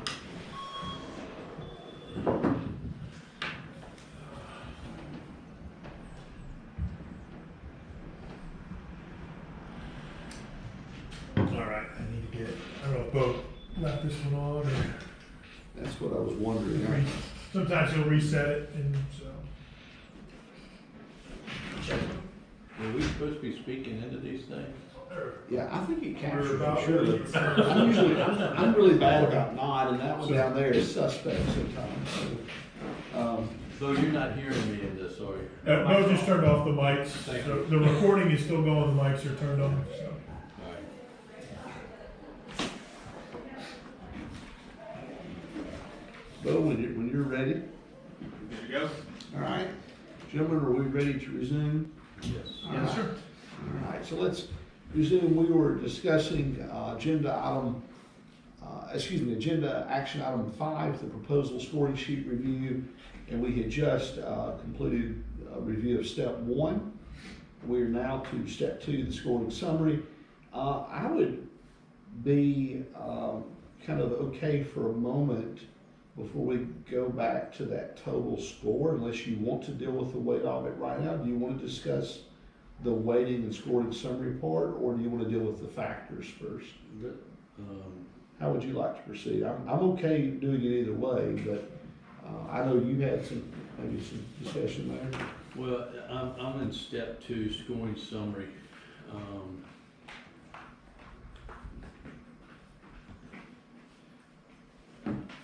I tell you what, let's just keep walking, so maybe some of my questions will be answered as we walk through here, because again, I did not look at the tabs. Okay. So one of the, if we look, the scoring summary here deals with, if we just kind of just recap it, then we'll move on to these other areas. And then we can go back and revisit the point side of it, I guess, is ability of personnel. We've got 20 points for 20%, experience 20%, ability to furnish required services 20%, cost is 40%. And so the point breakdowns 20, 20, 20, 40. If we were to go down to factor 1, ability of personnel, then we have to break it down even further. It might be good to stop right here for a moment and talk about the scoring summary and more I look at it. Yeah, so let me, so when I first read this, when y'all first sent it out, I provided some comments. And we have the ability of personnel, and we have the ability of furnishing the required service. If we know the ability of the personnel, why wouldn't we understand the ability? I feel like that's almost a duplication of scoring. It is duplication, and to me, it would raise the question, because I have trouble with the percentage for cost. It would almost be like you're trying to offset and balance out the cost. You got a duplicate in there, but really cost is no overriding prevalent factor in that. But my scoring for 1 and scoring for 3 is gonna probably be very close, if not the same. Mm-hmm. And so, is there a reason why we have to have 4? Could we have 3 and get rid of one of those abilities? And maybe. Or combine them. Or Yeah. combine them. And then make that scoring weight maybe 45. Because really, that's what you want to happen, is that audit get completed with the appropriate staff and the appropriate time. Well, yeah, I think ability of personnel, that's kind of subjective. yeah, that almost puts that on us in a way. You're making a decision. Mm-hmm. Do you want it to be on us in that way? Well, and again, that, I say at the very top of this sheet, I say, after reviewing this document, I have concerns of specific metrics used to assess each factor for this proposal. I would ask that we define metrics being used for each factor assessment. In other words, as we look at this, what is the metric we're using to define or assess that item? So that we're consistent in our assessments and consistent in our scoring. Because to Mr. Gay's point, we could come down here to ability of personnel and all read the resume of each of the personnel that's gonna be on staff here and be measuring against our own thoughts and have different conclusions. Well, it is, there's a redundancy here, there's no question about it. When you take factor 1 and 3 and you look at qualifications of engagement partner, manager, and senior staff, governmental GS, AB, audit, and then you go down here and it's slightly different terminology. Mm-hmm. But really, why would number one under factor three really speaks to the first item under factor one. Right. I think we just need to combine the two, reword it potentially. I think you're right. Now, I've got other questions around the Let me, criteria. I'm gonna, that's just, I want you to continue, but I'm just kind of, No, I'm right there with you. I think something needs to be done with the abilities, whether they're combined, one's eliminated, something needs to be done there. As I look at the factors under the ability of personnel, I look at numbers 1 and 2. Do the proposals include resumes of the management and staff assigned to the staff audit? I think I saw where it was. But again, how am I supposed, I mean, say Mr. Gay, so you and I had this little sidebar before. Right. Do you understand the audit procedure? I mean, you've really got to understand the industry in order to assess that resume and to address this. So I think we've got to be, we've got to share so that we understand when Mr. Gay looks at the resume and I look at the resume, we're assessing it on the same criteria, and that criteria is spelled out. It's almost an assessment of the assessment. Am I being too picky? I mean, just, that's me. Well, Mr. Hatch, you looked over at me. These are always hard. I'll compare this. I'll compare it to when you're trying to select review resumes and score out candidates and select candidates that you're down selecting to, because it's always hard to take get to quantifying things that are subjective. Correct. And it's I don't disagree with you. This is the hard part, because at some point something's going to be subjective, and Mr. Gay's going to see something different than what that you're going to see. It's hard. So I don't disagree. I think we just have to figure out what level of comfort the committee has on scoring and how to do it. we could potentially, tell me if I'm wrong, my thought on this is to maybe, I don't know if we would really mess it up, but just to take that whole section from item 1 of factor 3, the first criteria that's listed as 6 points, understanding of scope, regulatory requirements, that is listed there, GAAS, GAS, single audit for the statutes. Would that really, could we just reword the first item on factor 1 and add that there? You could, but my question is, how are we going to measure their understanding? Well, that's the point. I mean, Yeah. so I'm agreeing with you, but I just to what Jamie said, these are so subjective. We're going to be all over the board with some of our assessments. My comment was when I read that, how do we measure the understanding of a standard methodology, reporting requirements, project management, and desire to meet or exceed expectations? So how do we measure their knowledge? Yep. Other than the peer review. We got the peer review. So one of their peers has assessed their abilities. As we look at CPEs, their management overseeing the staff at the accounting firm has measured their meeting those standards. Well, we have the qualifier here includes technical approach and compliance with the RFP section B.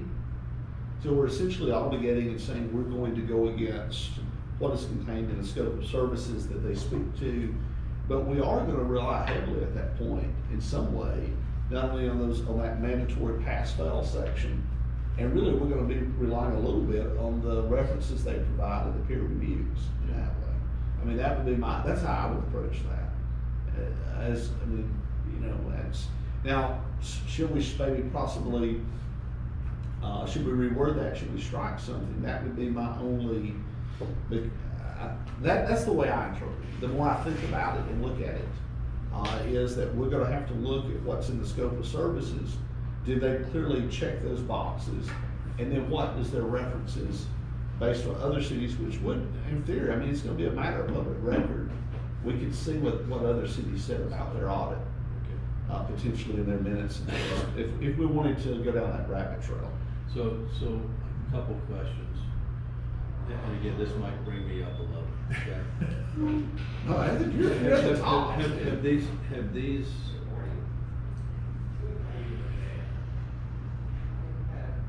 is this scoring sheet something we picked up from somebody else? In other words, we haven't reinvented the wheel, this has been. This is a reinvented wheel. This is a bespoke scoring sheet created based on the RFP. Based on the RFP that, so this isn't a scoring sheet that we picked up from ABC City? No, it's not. It was basically, if you took the state statute and the state statutory requirements and the RFP, assessed them together on what the requirements were on how to score, and how the process works, that was used to generate this scoring sheet. We didn't, I didn't ask Orange Park for their scoring system from when they did the RFP. And he really can't totally, because we gotta be the ones to make that final. One I asked second. him to do a template for us based on some things. Another thought along the lines, because I think we're talking about two major issues. How do you quantify, or how do you balance out subjective and quantifiable? And then the specific things we're measuring. I think two separate issues, valid issues discussed. When you just use a scoring sheet and the three of you, three different people, are going to score differently. So let's just look at taking subjective assessments and quantifying them on this sheet. I think the one way that we can do that is we've already discussed, which is you all individually rank. Once we decide what the scoring sheet is, you all individually rank, score, and then what we can do is between Tiffany and I, we consolidate it all and come up with a draft consolidated score where we take the averages of the three, bring them together, and they become a draft committee scoring sheet per firm. And then you can discuss it in a meeting of, does this actually show about an appropriate assessment of the committee? That's one way of taking how Mr. Gay sees things and how Councilman Knight sees them, how you see them, and bringing them together into one number picture of the firm. And then I think we do need to go through and just decide, I throw that out for discussion. And then the separate issue that I mentioned, which is what questions and what are we going to measure, I think that's certainly open for discussion and continue as we go through. So we've asked them, I mean, to me, I'll tell you, I think factor 3 probably needs to have some weight adjustments and some items struck from it. Is that what you're saying? Mm-hmm. I'm good with doing that today unless you have a different opinion to keep us moving. Well, we don't have to revisit that side of it unless you feel like that's gonna be constraining you that way, because, I mean, you do need at least, 30 days to 60 days to get these RFPs out. Yes, so with the RFP, once we get the amendments done, and I have asked Rich to review it for legal sufficiency, I believe with y'all's approval, we can go ahead and launch it with amendments and a legal review. We could still revisit the scoring sheet throughout the process. I would recommend, though, that we have the scoring sheet decided on before we receive the proposals, so that, we're not trying to amend the scoring sheet once we have proposals in hand. Well, yeah, I mean, I'll tell you what my preferred thing would be. And you tell me what you think. I would strike it are we good with, section 1 right now? Or let me revisit factor 1 ability personnel. Did you have any issues with that section? I have no issues with that section as long as we've got what we talked about tab 2. Do you have any issues with the ability, factor 1? No, but I have a question. Should we be concerned if an audit firm is using artificial intelligence to develop their audit? The proposal or the actual audit? Yeah. Does our engagement letter have a deal about confidentiality? Doesn't it have a confidential section? Well, the engagement letter comes from the auditing firm each year, describing how they do it. We approve it. We agree to enter into the engagement letter, where if we wanted to put any clauses, we could, the confidentiality clause would be in the the contract, the agreement or the contract that we have in front. I can't imagine an audit firm at some level not using some type of artificial, even just for the modeling and forecasting side. Because, I mean, Claude's being used broadly, it's running alongside with cowork, even the Excel spreadsheets. Just a question, Yeah. if it was. Three years ago, RFPs were being drafted as an industry standard with AI assistance. Yeah. 3 years ago. And so, two, I mean, anything that I think they would be loading in there could ultimately be subject to a freedom of information request anyway. So really, By public, yeah, so I mean, what are we really, I mean, do you have a concern about it? No, it's just I mean, a question, I just have to. Yeah, Mr. Gay, the one thing I kind of like these days, I don't worry about what I put into an AI system, because all our data is public domain. So, obviously we watch personal protected information of people, but Okay, our governance in the sunshine opens us up anyway. We could have some line in there about that, but that would require, I think this would be my strong recommendation. If we go that route with an engagement letter, talk to the IT people that protect us and ask them what should be excluded from related personally. I mean, I don't see it being an issue, but there's bigger fish for somebody to fry, in a way. Well, I don't think most of the stuff that the auditors are auditing there's no PII identifiable that's in person. there. Okay. So a personally identifiable information. Yeah. It's dollars and cents. So I've been sitting here thinking about factor 1, factor 3. What if we made factor 1 the ability of personnel? And I'm just talking high level right now. Increase the points to 30 points. Factor 2, continue to be experienced, keep it right where it is with 20 points. Make factor 3 engagement management. In other words, how are you going to manage the engagement? And remove the first, second, third bullet point or criteria there. So it leaves only project management, commitment to meeting and exceeding, and move that down to 10 points. I don't have I'll be honest with you, I would rather see the cost drop in points and keep that criteria at least 20, maybe even increase it slightly on the deadlines. Okay. Because, well, I mean, that's in the RFP, the expectation, that's just me.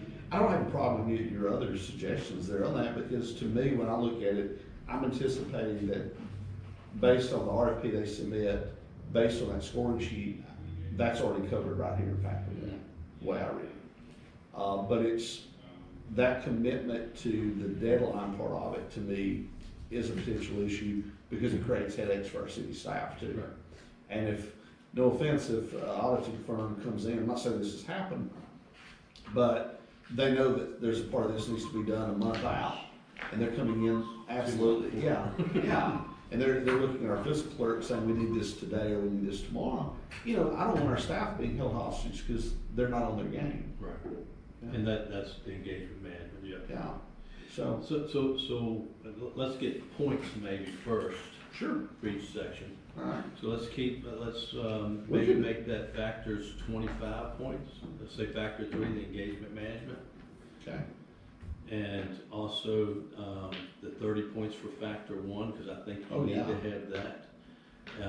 20 points for the experience.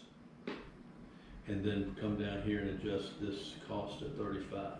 At least, yeah. That would hit those metrics better.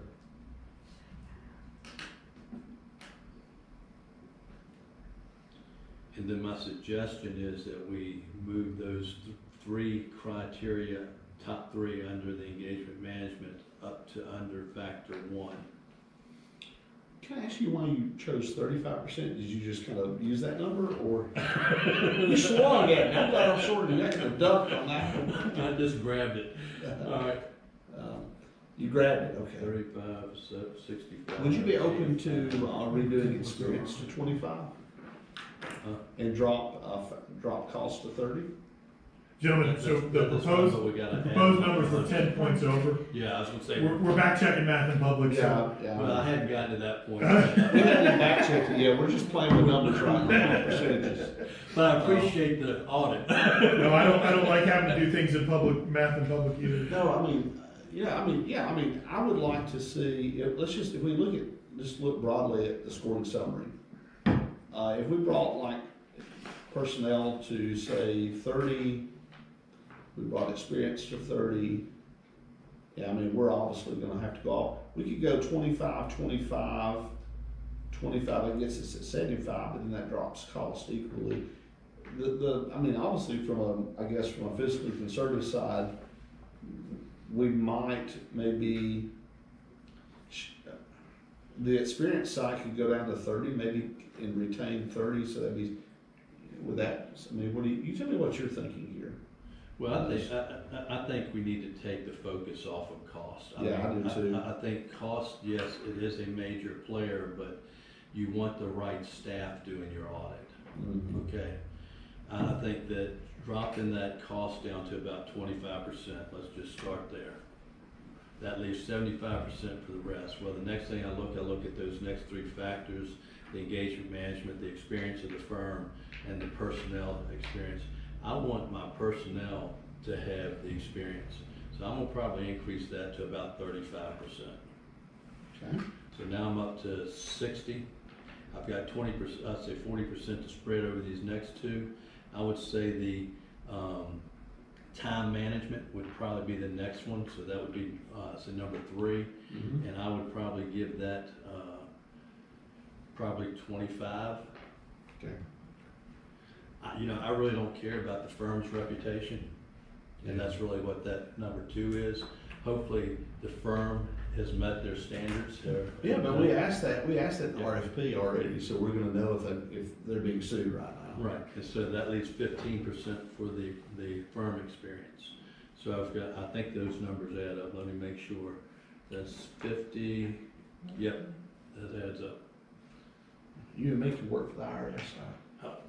We're ready. I think we're still off. Hold on, I'm double Well, checking. 35, 15, That's 50, 50. 25, and 25 for 3 and 4. Oh, If you look at step 2, we're doing ability of personnel 35%, experience 15%, ability to furnish required services 25%, and we're bringing cost in line at 25 percentage points or 25 points. And I think those weights put things in perspective. Yeah. that's Yeah, okay. I still got 35. No, it's 25. And I would almost change the title of factor 2 to firm experience, because you're talking about staff in number 1. This is the firm's Yeah. status. I don't know if So we'll have to, if we go to 35% for factor 1, now that we've got an overall, pardon me, Mr. Gay, are you in agreement with our point breakdowns? Sure. For step 2, 35, 15, 25, 25, the subsequent sections? Yes. Okay. So if we go to factor 1, ability of personnel, we're now dealing with 35 points. Let's talk about how you see, because I know this has been an area of discussion for you, and Mr. Gay, how you see these max points per criteria. We've now got to do some math that gets us to 35 points. Well, first, let's see if any of these from factor 3 can be moved up in our unique criteria. So the understanding and scope of regulatory requirements, qualifications, engagement, or governmental expertise. I could almost just, with just some general wordplay, take that whole section, lift it, strike it from 3, and somehow put it up there with 1 and raise the points there. Because you want them to be knowledgeable of the standards, and I would think that would be the major points there. Can you take, Mr. Booth, the first point criteria that's currently listed under factor 3, understanding of scope and regulatory requirements, parentheses, GAAS, GAGAS, single audit, Florida statutes, close parentheses, and kind of add that over to factor one, the first item on our qualification criteria, which is qualifications of engagement partner, manager, and senior staff. And then just maybe put that as I guess semicolon or bullet point there, how we want to word it grammatically. Do we just add it into that? Yeah, we want to first merge one? that. Is that Okay, your? so merge number one, got it. Mr. Gay, are you okay with that? Yeah, I've got a question. Sure. The required services mean that, if the city has questions moving forward through the audit, is there anything that should be said about getting answers in a timely manner from the audit firm? I thought that was dealt with in the RFP, they would explain how they would do that, but you're saying, I'm just asking a question. yeah, that's a good question. Well, we have you? You don't wanna wait 2 weeks to get an answer from somebody. Yeah, we have a communication criteria section under factor three. Okay. Do you feel like that would be represented there, or would you like us to add that into one? No, there it is, project management, Yeah, there it is. And that to me, the engagement management, I think the communication, their methodologies, that all falls in there. So to your point, what processes do they have under their project management to respond effectively? And it might be that we put some dot points underneath here, effective say communication, responding within 48 hours of a request, or whatever that time frame is.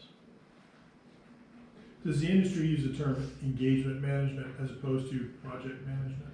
Well, we call it an engagement, so that's the reason I use engagement. Well, I don't want to use terms that are, I use engineering terms, and so I'll just strike project and call it engagement. Engagement I management. have an interesting question here myself, and I want to get your opinion on it. If someone's meeting continuing professional, the CPE compliance requirements, doesn't that fall under our mandatory requirements that they're meeting those standards already? We have that up there, I thought. We do we not in Li- step one? Licensed CPA in Florida. Yeah, So licensed CPA in Florida, they have to meet those. and those independent requirements are gonna say that they're gonna have to maintain those anyway. So what I would propose is just strike the continuing professional education compliance factor. Where's that one? It's under factor one, the last one that's Yeah. currently 3 Gotcha. points. We strike it. And we would give them, that would allow us to go, potentially, we would be up for debate on the points that we allocate for really, I think, the governmental GSB audit expertise of assigned team and staff availability and continuity. So what about those last two, the audit methodology? Oh, I'm looking down at factor three still, we have audit methodology. I was in factor one. That, right, well, Okay. we're gonna move some of those criteria from Sure. factor three up. Sure. So audit methodology, Yeah. You wanna take that and put that with the second line item on factor one, governmental GSB, staff audit expertise of assigned team. Audit methodology described in RFP. well, again, the audit methodology is normally that at the firm level, so if I were to move that, it'd go under factor two. Yeah. And the ability to meet reporting requirements would also move under factor two, because those are firm level requirements, Okay. not personal. Okay. All right. So revisiting factor one, if we could, just for one moment, are we good overall there, and just so we can totally just take that off the plate for right now? Do you feel like? Yes. The only thing I want to clarify is now the point, we've got a new point system of 35 points here. We want to make sure we get that breakdown the way that we want that. Do you want to, right now we have 15 points for, or at least I propose 15 points for the qualifications of the partner, manager, and senior staff, governmental GSB audit expertise team, and then we were adding in factor I guess, criteria 1 from factor 3 with that. Do we want to maintain 15 points there? I think so. Okay. What about the second one here, governmental GSB audit expertise of assigned team? I'm good with 10, but then that would put staff availability and continuity on the same level as the audit expertise. I'm a little uncomfortable there. Would you want to go a little higher and kind of maybe stress less the continuity and staff availability? I mean, honestly, I don't know why we would. I mean, if they're speaking to their availability in these other areas. So staff availability and continuity, that falls under engagement. Sure. So I would move that down to factor, whatever it was, where we're talking about the. Deadline schedules. Yeah. Yeah. So let's strike that from this section then. So we'll move staff. Staff availability and continuity of key personnel. We're gonna move that from factor, well, Mr. Booth's not in the room. Ms. Coleman, Yeah. he is, speaking of engagement, he is engaged somewhere else. The chair knows. Ms. Coleman, would you note that we wanna move, if you're able, Yes. staff availability and continuity, key personnel commitment. We wanna strike that from factor 1. Right. And we want to move that over to factor 3. Factor three. Mr. Gay, you good with that? Mr. Booth, we noticed you were disengaged from the process and we were discussing engagement. We have, Ms. Coleman's noted for us, we're moving, staff availability and continuity, key personal commitment from factor 1 to factor 3. And she noted that, if you'll note that. So now factor 1, we have 15 points for the first. Well, we did. I think We we can just, increase that. Then you need to change the total from 20 to something else. to 35. we proposed 35 on that one. So there's only 2 under factor 1 currently. Yes, is that a problem by any standards? Oh, that you know of? I don't think so.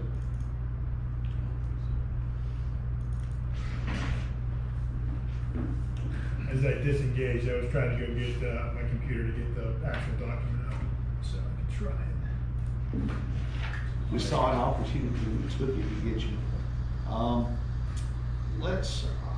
I guess, it really, to me, the qualifications speak to almost the audit expertise, maybe even more so in some ways. What do you think, as far as percentages there? As far as the breakdown of points in Yeah. that section? But 20 Since to it's- 15 maybe? I would say, I'd say the first one would be 20, where we talk about the qualifications. We come down to the governmental audit experience, I would make that 15. Yeah. Are you okay with that, Mr. Gay? Yes. All right. So if we're good with factor 1, let's check that off and move them straight into factor 2 experience. And with this section, we changed the criteria. We moved audit methodology in. Yeah, we moved audit methodology in. And for experience, we dropped the weighting there to 15%. 15 points rather, excuse me. Where did you envision, Mr. Hatch, where did you envision the audit methodology going? Did you have a place that you wanted to put that? I just dropped it at the bottom of the list. Okay.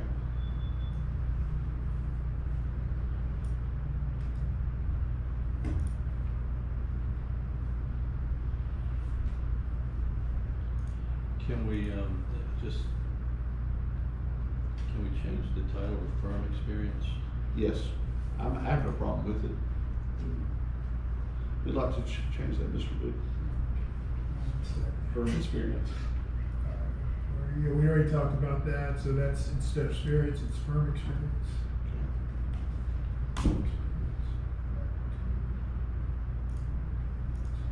So, you all need to help me here. It says experience with utilities and CRA audits. Oh, that was, I'm sorry, go ahead with the question. Why is that pulled out from the firm history of governmental and, say, audit experience? Of similar size and complexity.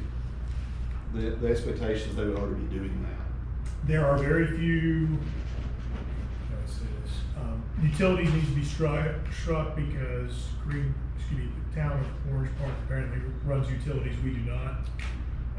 And so that needs to come out. However, the Community Redevelopment Agency is not not every municipality has a Community Redevelopment Agency, and auditing its books is a little bit different. I say it's auditing, and so it's a little bit more of a niche audit. And so we added that in to try and make sure that we have folks who know what they're auditing. So community, say, what's that acronym again? Community Redevelopment Agency. We do ask them under tab 2 in the RFP, just for a point of reference, to list three governmental audits with utilities that were performed by the firm in the last 2 years. That actually could be, that timeline could be overly restricted in some ways. But then again, too, with changing standards. So maybe we should, I don't have either way, because to me, when I look at the weighting experience with municipalities of similar size and complexity, we've already outlined in the RFP that we want them to have that. So I don't have a problem striking that whole line necessarily. I would like to say that just from Sure. when I was going through these booklets, that one of these organizations, I did not find that it was unknown or not listed as far as experience with utilities and CRAU audits. And I may have missed it. Which booklet? No. One of these two. Mr. Gay is referring to the previous two proposals. that Okay, come in. understood. Okay, well, that would be, we've asked them to put that in the RFP, so maybe we do need to And use that maybe- as part of the scoring sheet. And maybe I missed it. Yeah. Yeah. Well, that's actually kind of concerning that we have a previous history where we've had an RFP that stated something but didn't do it a little bit. Or they didn't have experience, and they just didn't list it. So Either we way. did it. It's not a, how do you feel about that? But if it's something that is unique to our governmental agency, I think it needs to be called out. That's the reason I asked what CRA was and why it was pulled out. But I think that, so I think that needs to stay there.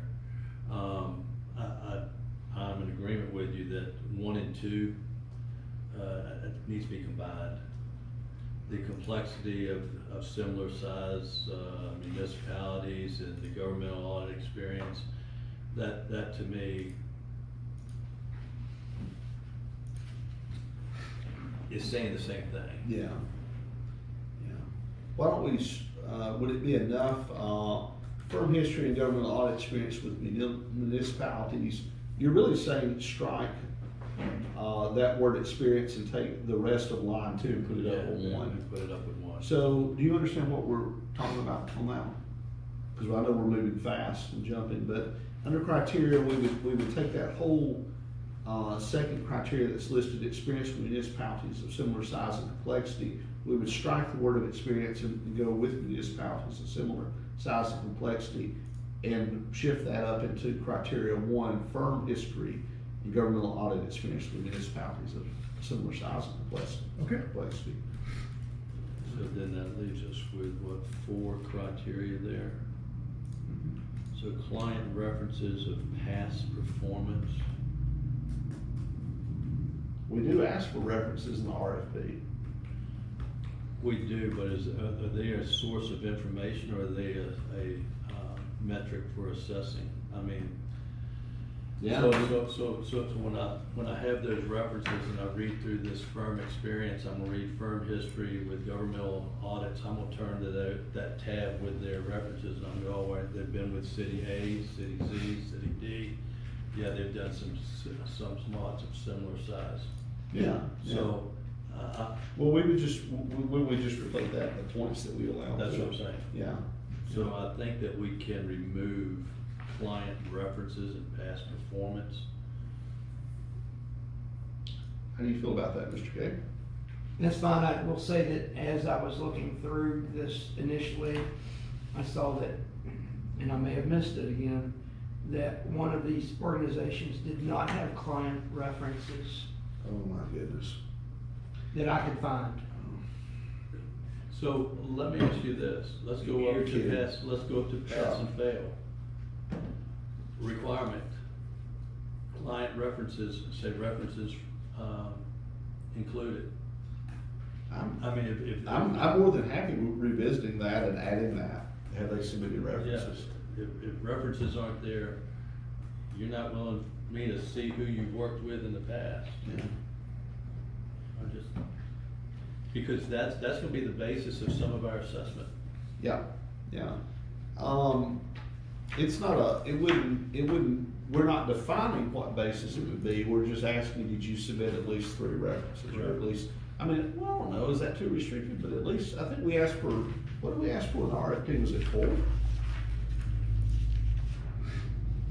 And the fact that somebody may not have provided, that there has been a history where someone hasn't provided that to us could be, that's a little, just from a policy standpoint. It's a maybe not state number of references, but were references provided. Mm-hmm. Yeah. Cause And- even, I mean, a new firm might only have 1 reference, I could, or 2. Well, but they may have been the managing partner on another city audit, and they Sure. would say, hey, Yeah. the firm doesn't, but I do. Yeah, well, Mr. Gay, would you be okay with us adding that, just suspending the discussion of factor 2 for a moment and adding, back in step 1 for the mandatory requirements, references, yes or no? Yes.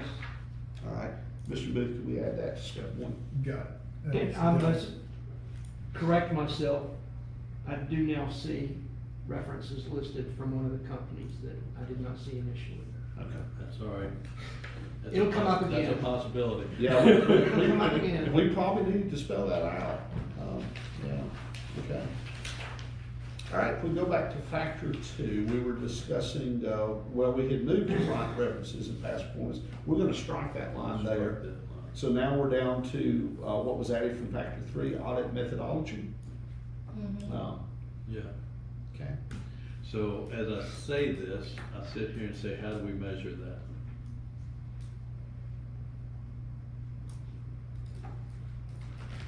Well, I mean, if you're looking at their firm history, governmental audit experience, and they're being asked to RFP to speak to audit methodology, it's kind of subjective a little bit. Subjective, plus they've already stated, I've done a number of governmental audits, I have an audit methodology. Yeah. Say, how'd you do the audit if you didn't have audit methodology? And if they provide a city of reference municipality in Florida, we can go see that audit submitted to the state. So we would have something to know what we're dealing with on that front. And say, plus when they share their, engagement schedule, they're somewhat sharing with you a high-level audit methodology. Sure. Now, they're not talking about their testing methodology, and they're not talking about things of that nature. But again, I go back to if they are up on their CPEs, they are a licensed CPA, That's already gonna be covered. that should be covered there. Yeah. Mr. Kay, how do you feel about this? Do you want I don't wanna put you on the spot if you need to think about it. No, I don't need to think about it. Okay. Mr. Booth, Yep. I am also revising as I go, so I'll send you what I have and you Okay. can. Cross-reference it. It's So- it's an interesting format, so I'm trying to learn how to edit it while we're talking about it. Do you, I guess we could ask that in a minute, but is this something where you feel like you would need to, I mean, I'm open with, entertaining a motion when we get through with this today to approve this, subject to, final edits, revisions, as described.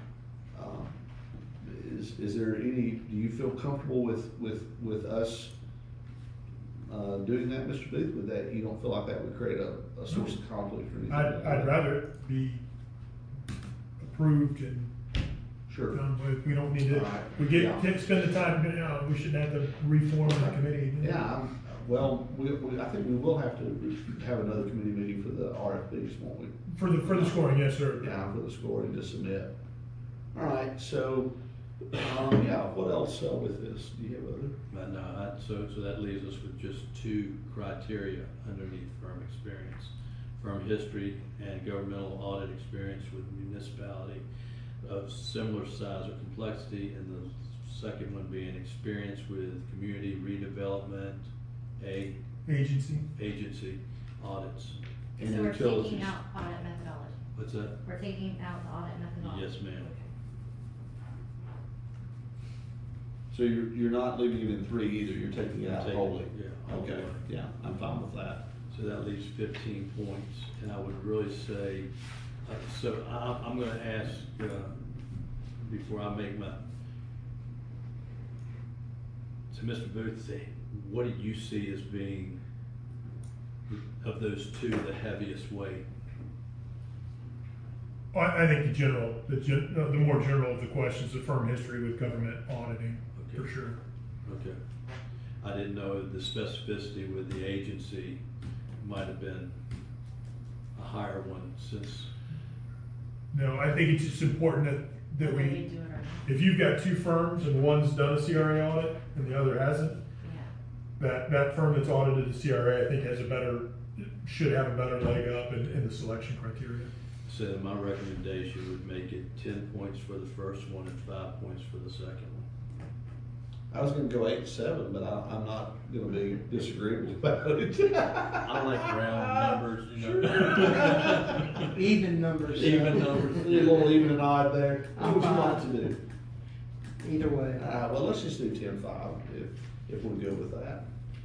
But, Mr. Booth, how do you feel about that? I'm fine with that. So 10 for firm history, government audit, and then 5 for the CRA. Alright, so if I'm clear, that takes away now factor 2.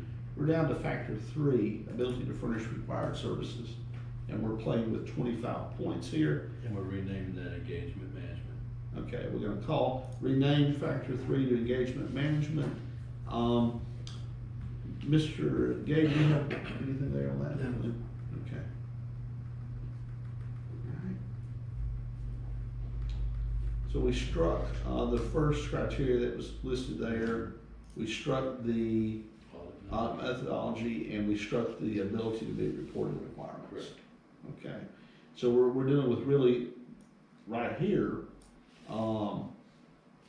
2 areas, project management and commitment to meet and exceed all performance. And 3, so you have, we moved the staff availability and continuity. Okay, staff availability and continuity.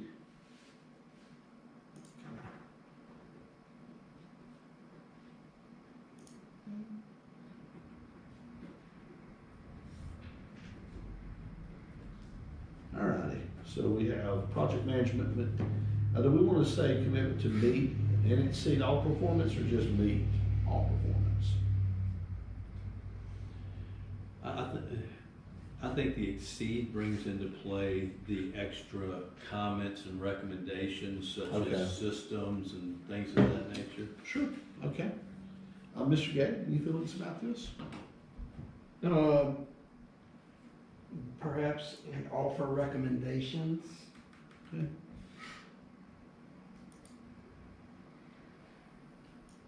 And or recommendations by specifications. Add something there along those lines. And offer recommendations.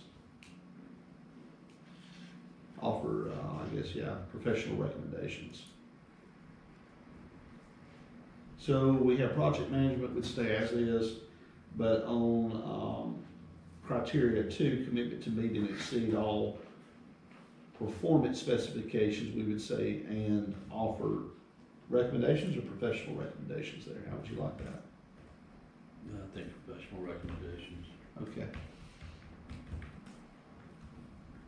Section 3, staff availability and continuity.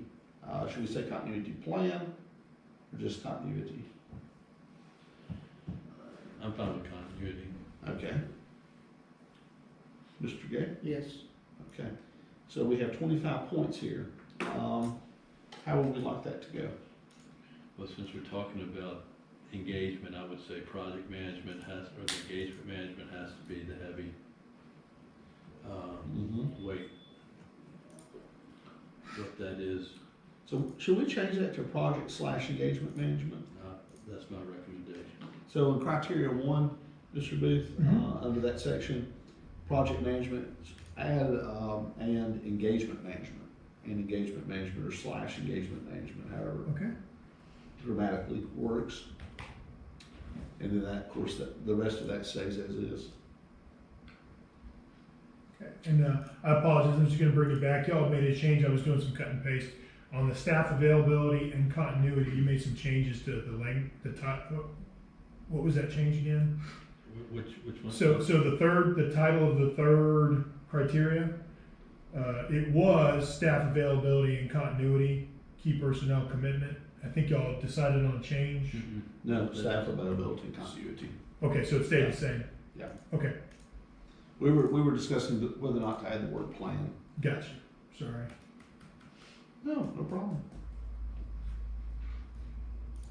So, Points, discussion? but before we get to points, what's our metric for measuring engagement, management, schedules, deadlines, communication? Is that the, They better speak to it in the RFP as we requested from my point, Okay. when I read that. That's the way I see it. okay, How do you feel, Mr. Gay? Yes. all right. What do you think? Well, I'm just making sure there's something there in that RFP that we can use to measure. Didn't we, We asked for a timeline for the engagement, yeah, but we didn't talk to, what Mr. Gay brought up a little while ago, communications, et cetera. None of that, I don't recall reading that.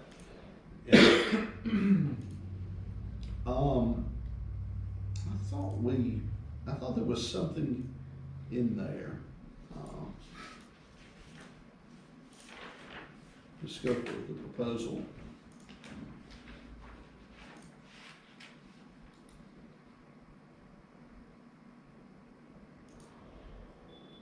Well, tab 3 says, please provide a tentative schedule for performing the key phases of the audit. Is that kind of the area of concern? And I guess it raises for me the question, based on what you said, is I would like to hear from, if Mr. Booth's okay, I'd like to hear from both he and the fiscal clerk. Do they feel like we need to button that up a little? Do you feel like that based on your previous experience, that we need to kind of score that more heavily to guarantee that the audit forms, quite frankly, I'll say it in layman's terms, treats you guys well? Mhm. What do you need from us? I don't know, I just feel like reddish and white wasn't very on top, but I don't really have experience other than that, but, I mean, is it important for sure? So, do we wanna put in, I mean, is there an expectation that, within 3 to 5 business days, they would respond to an email, calls? Absolutely. What do you guys want there? So I think that the RFP then needs to request what is their process for, or their expectations or criteria for responding to inquiries of the city, so that, hey, they can. And we're super responsive, and so they never are, so. Well, and I'm gonna go behind the curtain real quick.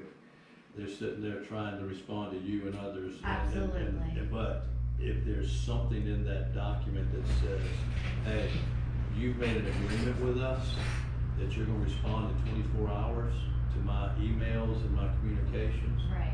then you've got something you pick up the phone and say, look, come on, we need you. Right. What I'm trying to wonder here is we've asked them to provide a tentative schedule for the audit. I'm not sure that we have enough clear language. I was trying to hope without us having to go back and revisit that RFP. I'm sorry. No, we need to, because we're looking at it from the scoring criteria. And, but we couldn't have got one without the other. My concern would be is if they're approaching a tentative scheduled deadline, and then she's getting hit with something, a day or two before, that's gonna take her all day, and she has to suspend payroll or be kind of, I feel like that's undue stress. And that puts them in a position where an audit firm would say, well, we submitted this, they submitted the wrong thing, or they do this. Well, you gave them 5 hours notice, you know.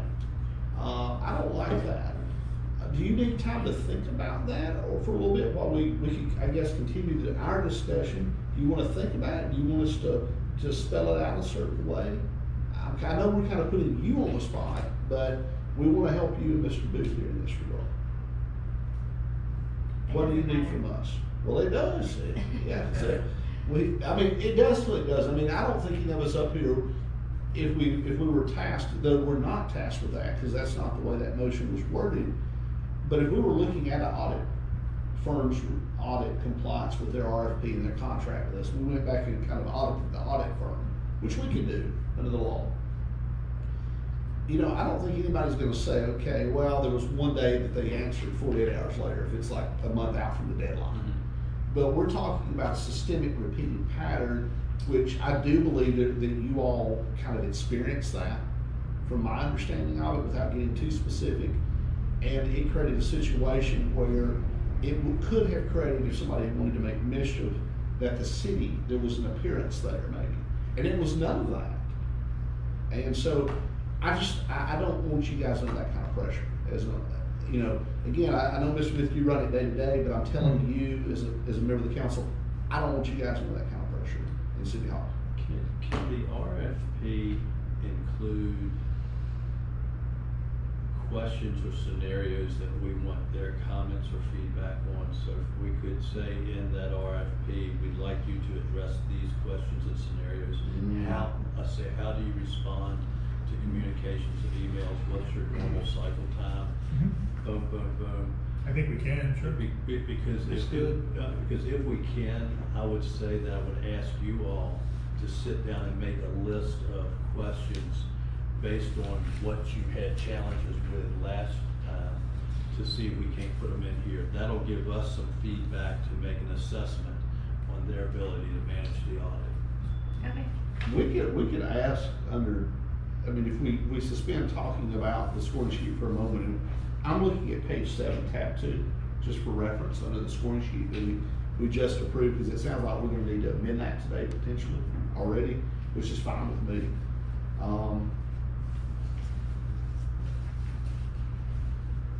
I think it's page 7, tab 2, where we're asking them to, I think number 6 on that list could be describe scenarios in which you have experienced conflict between your firm and city staff and how you have worked to resolve that, or something along those lines. And what are your standard cycle times for responding to? Yeah, describe your expectations for response. If you look under tab 3, we're asking them, this is what they're putting in their tab, and there's five areas. We say discuss, clearly describe. I think we could add a number 6 in here that says discuss the firm's commitment to timely communication, and something along the lines of, discuss how many business days we can expect you to respond to our communications. Okay, so I think that would be good under tab 3, we could do timely communication there for 6. I still would kind of like them to put, maybe under tab 2, how they have resolved conflicts. If they could, without disclosing, how they have handled, could they describe 1 or 2 situations that created sources of stress, maybe, or conflict between them and city staff, without naming the municipality. Would you be open to that, or do you think that's too much? But, I mean, given the experience, I would almost want that. So how have they handled engagements that haven't gone smoothly? And that's tab 2. Tab 2 would be number 6 first. How have you handled Because every engagement doesn't go perfectly. engagements? So how'd you handle those? That have created maybe Conflicts. Created conflict or tension. Please describe scenarios.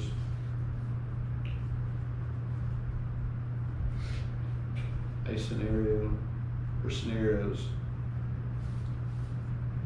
what was your proposed solution? Conflict resolution. Your approach to conflict resolution. Would that work? Yep.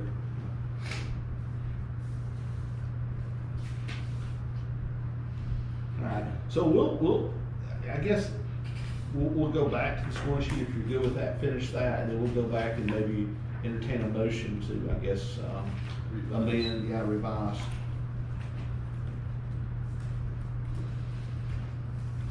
And then Mr. Booth wanted recommended to us, and I think we're all in agreement, are we not, to ask them to outline what they believe would be timely communication with regard to phone requests, emails, and does that sound good? Sounds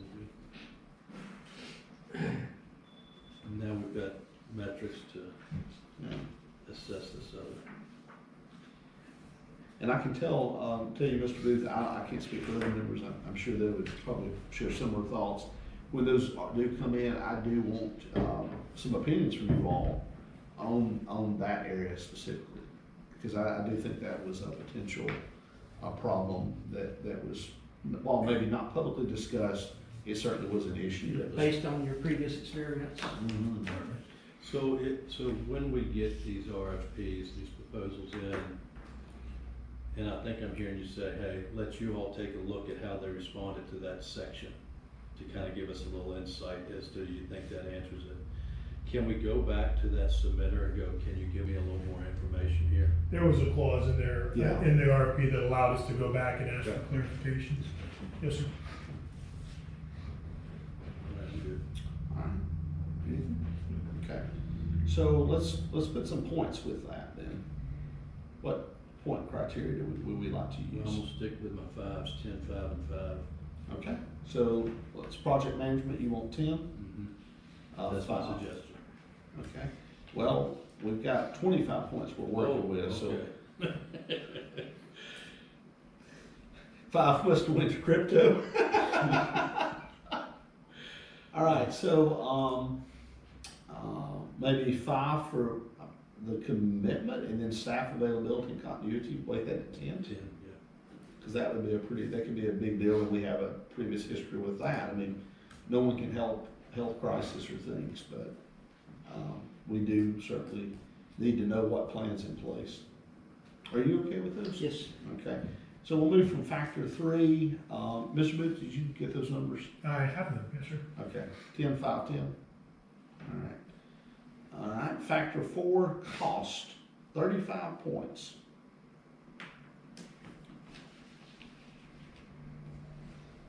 It says 40 here.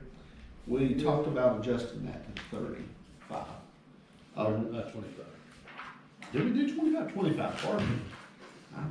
I was gonna adjust it again. 25 points.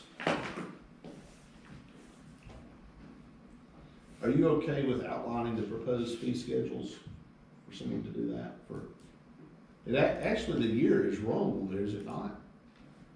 Would it not be 26, 27? I'm sorry, where were you? The first year, Oh, the first year, wait. Am I thinking about that? the first audit year would be this year, right? Yeah, that would, 25. Fiscal year Yeah. 25, 26, that's All correct. right, oh, yeah, okay. So, Do we need them to disclose their hourly rates? I don't think so. I don't think there's any relevance to that question. I Okay. mean, if they wanna charge the partner $1,000 an hour, that's gonna reflect in the fee that they've got up here. Yeah. Do you feel like they need to know their hourly rates? Those fees are above and beyond the annual fee, correct? Proposed fees, years, and then hourly rates. Trying to remember where that crept in, because I don't think the current version of the RFP requested that. I don't think, did it? I don't remember seeing it. I think we could strike that.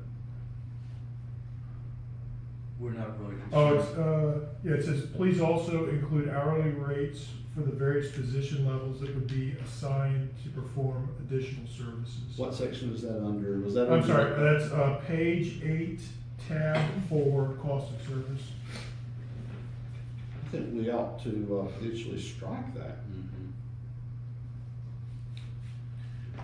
Yeah, I don't foresee an issue with previous contracts that we'd had with other agencies. We had requested additional services, but I don't think we've used those. I mean, the only thing I can see that would come in if there was some kind of statutory requirement, but I can't imagine there being one in that case.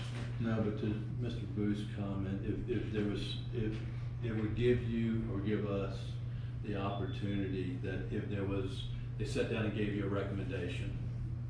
See, I like that recommendation. I want to take it back to the council and see what they think. Now you've got some hourly rates here, you can somewhat estimate what that cost would be. You know, one of these, But other than that, one of these companies says, if City of Keystone Heights requests additional services outside of this out of this proposal, professional fee hourlies are listed. So that would have nothing to do with the audit. We can leave it in strike there. some of that maybe, especially. well, it's not a pass-fail criteria. No, So it's not. So if they give it to us, great. If they don't, they don't. Yeah, we could do it that way The too. way the scoring sheet is built, it's not necessarily, if you gotta go down to the scoring method. This is the actual one where we can be very quantitative in the scoring. There's no subjectivity. The way it's set up, you just take the lowest cost by the firm cost and divide it by the points 25 to get its ranking. So. So do you want to leave that hourly section in or strike it? I think we leave it in there. If we get it, we get it. If we don't, we don't. It's not a pass-fail. It'd be a bonus to us. In a way, yeah, I can see it. Part of me says no, but then, Well, as the partner of the engagement, I'm saying, why do you need to know? yeah. Be kind of a plus for me if they wrote that off to the side. We're not. All right. So let's move on to cost scoring method with this as part of this. You have 25 points for that. Any other changes there? Anything you see? So if I'm understanding this scoring methodology right, Strike it. so Mr. Booth, we are basically allocating that 40 points based on, Be 25 now. Yeah. or that 25 across whoever we get. Right. And so what it does, and I was just looking at this, I think to get a simple number that's evenly, you take what they propose for all 3 years, total them, and then you look at the lowest of those numbers, that goes in there, you take the particular firms, and then you just simply run the calculation. And so what I would recommend is on the proposed, so you go factor cost, and you see it's 25 points proposed fees, and we do 3 years. I think what we do is we add in a total of those, and then that allows you to go into the calculation. Can I suggest maybe the average cost over 3 years opposed to the lowest? I mean, I could have that third year as low as I could possibly get it, so that while the first year I've raked it in. Well, that's why. Well, I think both ways would work. You could. It's more complicated if you have to run the calculation for the average cost. But if you just take the total cost of all 3 years and use that for the calculation in the formula, it would. I think it would come out in the wash. Maybe I didn't understand what you were saying. So I'm looking at, so when you say firm cost, that is the total for the 3 years. Right. When you look at the numerator, the lowest cost. Which would be the total of 3 years from the lowest firm total of over the 3 years. So if a firm said 60,000 and one gave us 100,000, that's what you're doing. So you're allocating that 25 across the 3 or 4 firms that we're looking at? Correct. Okay, Mhm. so that 25 could be firm A gets 10 points, B gets of this 25 points, across the board is 25 total. That's basically what you're doing is the pace setter of the numbers is going to be the lowest cost firm is going to get 25 points. right, in this calculation scenario. So the lowest firm, let's say the lowest firm was 60,000 for 3 years. And then now they become the pace setter because now the lowest firm is your numerator, 60,000, and your firm cost, whoever the higher one is, basically you're gonna go, they cannot be higher than 20, they can't get higher than 25 points because they're not the lowest cost firm. So it basically evenly spreads them out. I don't know the best way to say it. It's kind of a defunct cross control mechanism. Okay. All right, I'm following you. I didn't capture that, so it's across all firms. Right, it compares all firms against the lowest cost firm. Puts in an average really too, in a way. It does. But it standardizes against that point system. So it is, out of all this, clearly our one objective number. All right. Just so I totally understand, I have 3 firms that we're looking at their 3-year cost, each one of them, $100 a piece, or let's say $100,000 a piece. Do I have $300,000 sitting here in the denominator, or $100,000? All 3 years. So No, 300,000. but If you said if they proposed $100,000 a year, Say firm A had 100,000, let's say firm B had 50,000, and firm C had 25,000, so you have 175,000 across the board for all 3 years, for all 3 firms. Does that 175 go there? Would this calculation be, the only part to me that would be where you would be considering all 3 would be at the lowest cost in the calculation. yeah. All right, You're looking where's that? germane, that scoring sheet's reflective of that individual All right, firm. define the firm cost for me, the denominator. Okay, so firm cost denominator is gonna be, you take the hourly, everything that's underneath the year. So for the first year, 25 to 26. So those 3 years, they're gonna put in how much they're gonna propose for each of those years.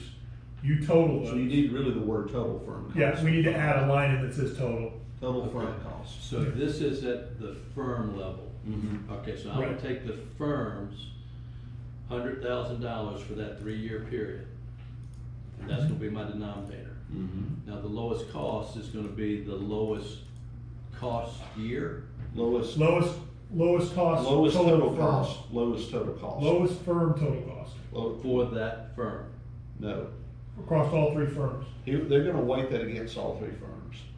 So whatever firm say we get 3 bids, the firm with the lowest bid for over 3 years, lowest total bid, they would be in that top part. Okay, so does everybody get that same score now?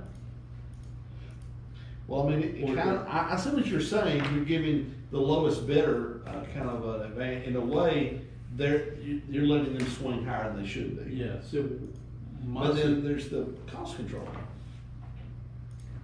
I mean, I'm not disagreeing, I'm open to whatever on it. my suggestion for this is we do what you said as far as the total firm cost.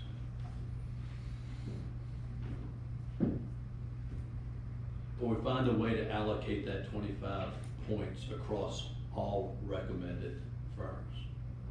So that you could take this one criteria, this factor 4, and take all recommendations, add up the points for each of the firms, and end up with 25 points. Could that not be all or none? All of The lowest cost gets all of the points? Well, Well, I but think, then you're focusing on price, and I really don't want to focus on price. I think what that methodology is designed to do is to get around where we can't be accused of making costs an overriding factor. I think that original, what we see there, but we've already pretty much, I think, negated that in some ways, provided we get the scoring metric right by the way we readjusted the point allocation. That's just my kind of take on it. So how would you propose that, it would obviously be the lowest firm receives all 25 points. Do we need to do it that way, or should we Or should we allocate, to me, that still makes cost an overriding factor. It does. It does. We gotta, I mean, that's just not gonna work. I was just asking a question. No, yeah. I mean, And I've got another question too. The hourly rate outside of this audit should not be a factor of this, right? I don't think so. So, my recommendation here is that 25 points is allocated across whatever firms we have recommended. And we base it on the, so we're gonna take total cost that's delivered to us for, and I'm just gonna say for all 3 firms with a 3-year period, take the lowest,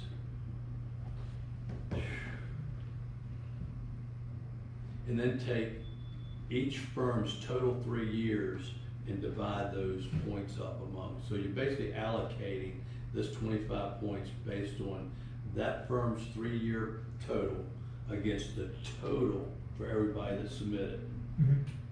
When you look at how we're scoring, and we're given 25 points, if you go back to an earlier section and say, you're a perfect firm, and for section A, which for factor 1 or whatever, you've got, the ability of your personnel is perfect. So we're gonna give you the highest score of 20 points, as an example. The same concept here with this scoring methodology for cost is, if you are the lowest cost firm, you get all the cost points, you get all 25. But if you cost a little more, you're gonna get 20. If you cost a lot more, you may only get 10. But the firm that has the lowest cost gets all of the points in this scenario, the way that this calculation renders, if that makes sense. So it's almost taking this 25 points, and if I'm the lowest firm, I'm gonna get 25 points. Yes. If I am the second lowest, I might get 12 points. Could be. And If you're second highest- lowest and significantly Yeah, more expensive, you could go all the way down to 12, yes. And if I am the highest one, then I get 0. You don't always get 0, but it would be, it's in comparison, the way this calculates, it's in comparison to the lowest bidder, effectively. So really what you're saying is the lowest proposed price versus the proposer's price versus maximum points. I'll double check. I mean, I don't totally have a problem with it. I wanted to double check, but let me. Yeah, I just like this. When I found it, I had to do the same thing. I had to run some scenarios and go, okay, I understand how this works. I think we've kind of neutered any allegation of giving too much away. Right. But we could certainly break that down in a point way too. I'm not opposed to it. No, I'm just trying to understand it. I think, y'all done the research, I just wanna understand. Yeah, and listen, let me just walk you. So you go down to that score, and so I've edited it, and the new score formula says the score equals the lowest firm total cost divided by the firm total cost, the one on your scoring sheet you're scoring, times 25. So let's give you an example. Let's say our So the lowest firm, it could be firm A's lowest, Yes. it's the lowest, but my firm has another number in the denominator. correct. Yes. Yeah. Gotcha. So just as an example, the lowest firm is $100,000. So if I'm on the lowest firm scoring sheet, that's going to be $100,000 over $100,000 equals 1 times 25. You get the full 25 points. But if I am double, say 110% of that lowest score, I could have 27.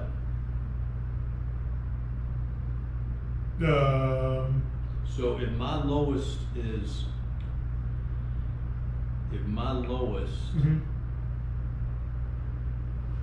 You're always going to go down. So I'm always gonna be in the denominator.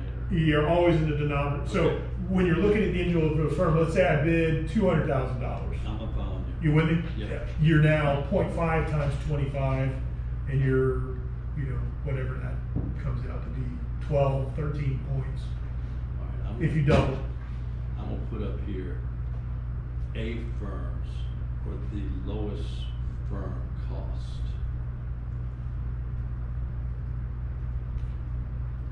and then the assessed firm's Mhm. cost.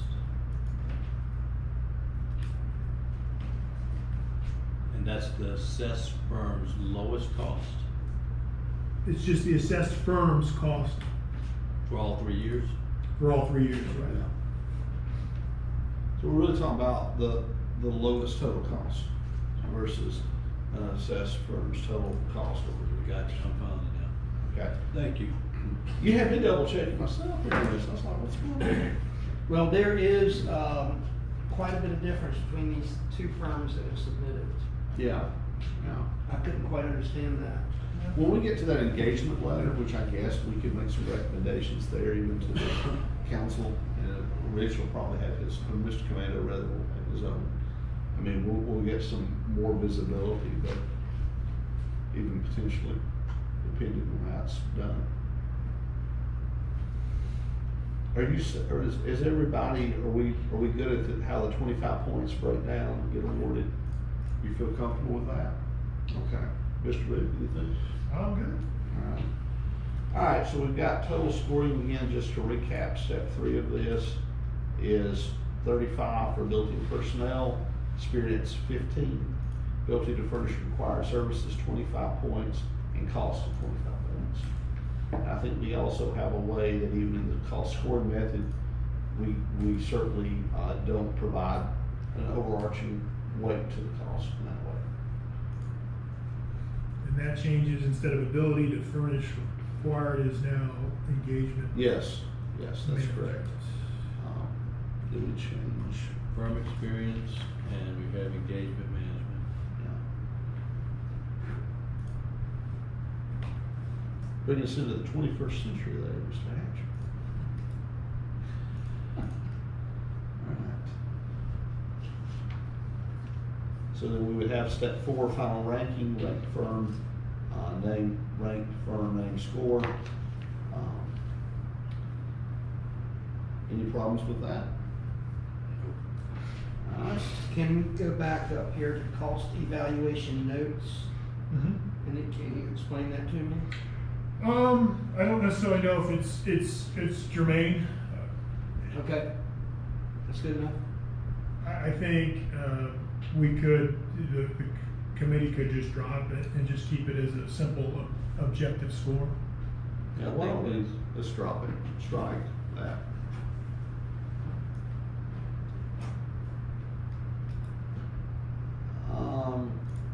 I would like to see almost, evaluate a recommendation go above step 4 nearly a little bit. Cause you're being asked to give an opinion on a firm after you've already ranked the firm. Seems kinda, am I thinking about that wrongly? What, the evaluator recommendation? Yeah. Is that the section you're talking about? Yeah, because we've got step 4 before, we've already gone through step 3, we revisited step 2, but we're at step 4, the final ranking, we just read that. I think the evaluator recommendation after total score should go there, and then we have that final step, which would be maybe overall final ranking. I agree. Did you catch what I was saying? I'm with you, so I'm just trying to look at this. So Yep. move evaluator recommendation, insert that whole area after step 3, Mhm. and then we would say final firm ranking for step 4. And the expectation there is that would be reflective of that firm's scoring within the other 3. And I also have a question for you. Now, this is format over anything, but really we don't have 1, 2, and 3 on here because this is a assessment of a single firm. Sure. So Do we even need that section? I don't think we need that section. Yeah, because we're already statutorily required Mhm. to, the way we resolve it, we're kind of obligated, already locked in by our scoring anyway. So let's strike that whole section, because that could be a basis for like a lawsuit. Step 4, final Step ranking. 4, step 4, where it says Okay. final rankings, I think that can go away because this is specifically for Gotcha, that. I firm. agree, I'm with you. I'm just gonna keep it as, I'm gonna keep Why it don't as we- step 4. We but can I'll just say evaluate a recommendation maybe or something. Step 4 evaluator If recommendation. you're all right with that. We'll just call that one step 4. and just strike the final Final ranking ranking. section as is. Alright. Alright. So, is there any further discussion on this? Do you gentlemen feel comfortable with the way we've edited all this out? Can't wait. I gotta tell you, the chair detects a level of facetiousness in that a little bit. I think we now have a document and a process that we can fairly assess each proposal. I'm much more comfortable than I was when I first got this now. I want to think, I think all of your comments reflect, we've got a process that is not only comfortable, but it also is not overly cumbersome on us, the city staff, or anyone wanting to work with us. And we care. Yeah, yeah. I would entertain, I would certainly be open to entertaining a motion to approve the audit firm evaluation and scoring sheet, with, of course, also the appropriate date adjustments. I don't know if we referenced that already, but we do need to adjust the dates, with edits as discussed in our meeting today. Is there a motion? So moved. Okay, is there a second?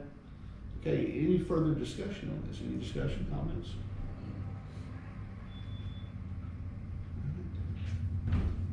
Call for a vote. All those in favor say aye. Aye. Aye. Aye. Those opposed? The ayes have it. Do we need, based on discussions that occurred during the motion that we just passed, approved, do we need now to revisit, and I'm open to entertaining those motions to revisit action item number 4, the RFP itself? Do we not have some edits that need to be made there?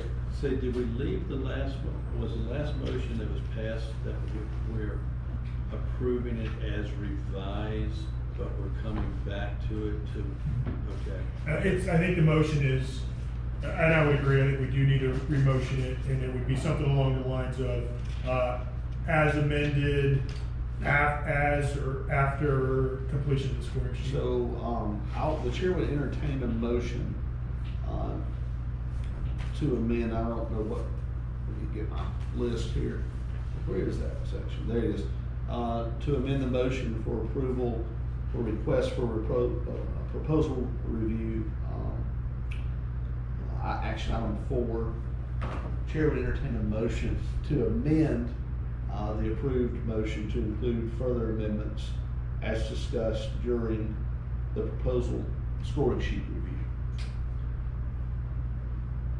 subject to the edits, additional edits described in that. Does that work? I think Is that verbiage or something that they can play it back, but is that good for you?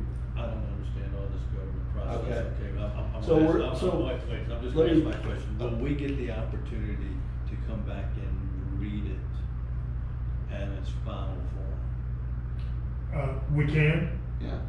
Uh, My preference in that scenario is, because obviously we're bound by sunshine laws, is if after that final review, before that RFP goes out, so we all need to see a final copy. And Mr. Booth, what I would ask you to do as chairman of that committee, of this committee, is if something is discovered in that final review that warrants further action, I would like that, because first thing we'll do is I'm gonna ask, I'll just be total transparency, I will ask the city attorney, is this something that we absolutely have to do, based on that? And if you feel that way as well, let me know, and we will reconvene the committee with just, with very short notice, and hopefully it'll be a very quick process. But I would entertain a motion to amend the previously approved motion, action item 4, request for proposal draft, to include additional edits discussed during the proposal scoring sheet review. So moved. Is there a second? Second. Okay, any further discussion? Okay, all those in favor? Aye. Those opposed? In my opinion, the ayes have it. Is there any additional, we have here, all the items on the agenda, we've had no public comments. Is there any other additional business today that needs to be addressed related to this agenda? I would just say, Mr. Chair, that I think what we'll do, we'll make all these edits, we'll send it out to the the board, the committee for review. And if there's no concerns, I would ask for a motion to authorize the city manager to release a request for proposal as soon as practical after the review, if there's no concerns. If there are concerns, we can reconvene the committee. Okay, I think it's my opinion that, and again, if the other council members have a different opinion, feel free to share. It's my opinion that such a motion would be germane to action items 4 and 5 and the carrying out of our wishes related to those action items. Okay. I would entertain a motion, if there are no substantial differences or concerns related to the final draft that will be developed, that within, I don't know, maybe a week's notice or less, when do you anticipate having that completed, this final draft? I think we'll have it done in a couple of days. if not So today. let's put a timeline on it and start running a timeline if you're in agreement with that. Let me get a calendar up. So if would it be possible to have a draft to us by next Wednesday or Friday? Yes. We That won't press you with the city council meeting or anything like that, okay? So by next Wednesday, and then we would have until maybe Monday, the 11th or 12th. Or is that too soon? How long do you think you would need to read through that again? Okay, so, A day, 2 days. okay, so, maybe, Let's say by Friday next week. okay, so we're talking 5, 6, you'll have the draft submitted to us. Maybe the close of business, I mean, just, something along those lines. And then if no changes by, that would give time, and then that would give the weekend, I guess, if we had to push out, maybe 5, 8, maybe by noon. That would give us time, that would give you time if we had to push out and fit in a quick meeting, I would suspect that next week, just to speed this up. Friday morning's generally good for the. I could do Monday afternoon, on the 11th, even if we needed to. So what I'm saying, when we talk about the public advertisements of the meetings, will the weekend count for that, or do we have to have business days during the week? We can do the weekend too, can't we? Really, you're looking at kind of business days. You want Okay. generally want a minimum of two business days ahead of the meeting. So I'll just tell all the members and, I want you guys to know, I can do the 13th or potentially the 15th as well. I can do the afternoon of the 13th or the morning of the 15th. 15th is gonna be the best for me. Okay, I can do the 15th if we had to. So let me see. If needed. Yeah. Sorry, I'm not looking at the calendar. 15th is I don't think we're gonna need it, Friday. Yeah. but I just wanted to put my eyes on it one more time. Sure. And it's my Mr. Hatch, understanding. if you could send me your draft that had the track changes. Text me your email address one more time, make sure I got it. And I'm guessing you'll submit that maybe next week, early in the week. So we're gonna get, if there's any changes we have, it's all gonna come to you and you'll get those. You'll Great. get a final draft, because I'll tell you, my preference is if you can roll if they have both change, as long as it's not competing, if it all rolls into one, I'm good with that from my end. Let's see, I would entertain a motion, to amend, no, we've already done that. I'll entertain a motion, for, this committee to ask the city manager, I guess we do need a motion to do this. I entertain a motion to have the final draft, submitted, to us, reviewed. Pardon me just a moment, my mind's gone. The chair will entertain a motion for the final draft, to be prepared for review, by the city staff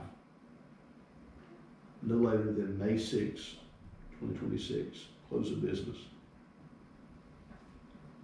And that any further changes to the final draft, must be identified if needed no later than 12 p.m. Eastern on May the 8th. And that if no substantial changes are directed to the city manager, that the city manager and staff, as he deems appropriate, shall advertise the RFP subject to any other applicable Florida laws or statutes, beginning as early as May 9th. Oh, no, excuse me, May the 11th. And it's, is there a second? A first, rather, a motion. I moved, so. Okay, second. All those in favor? Let's, pardon me, discussion? I'm ready to go, guys. You can see it now, getting hungry. Is there any further discussion on that? Okay. I would just say, you know, with the advertisement, obviously, if you could, I know you said you intended to do that, look at any of those other bidding systems that we can add that to, just to get a little wider net. You know, not looking to, I don't have any reason for asking that, I just think it's just maybe good diligence, and there's agreement there. All right. I'll close discussion. All those in favor say aye. Aye. Those opposed, opinion of the chairs, the ayes have it. I guess, my proposal now would be to adjourn the meeting for any other business, subject to recall of the chair for the purposes of reviewing, any received, RFPs.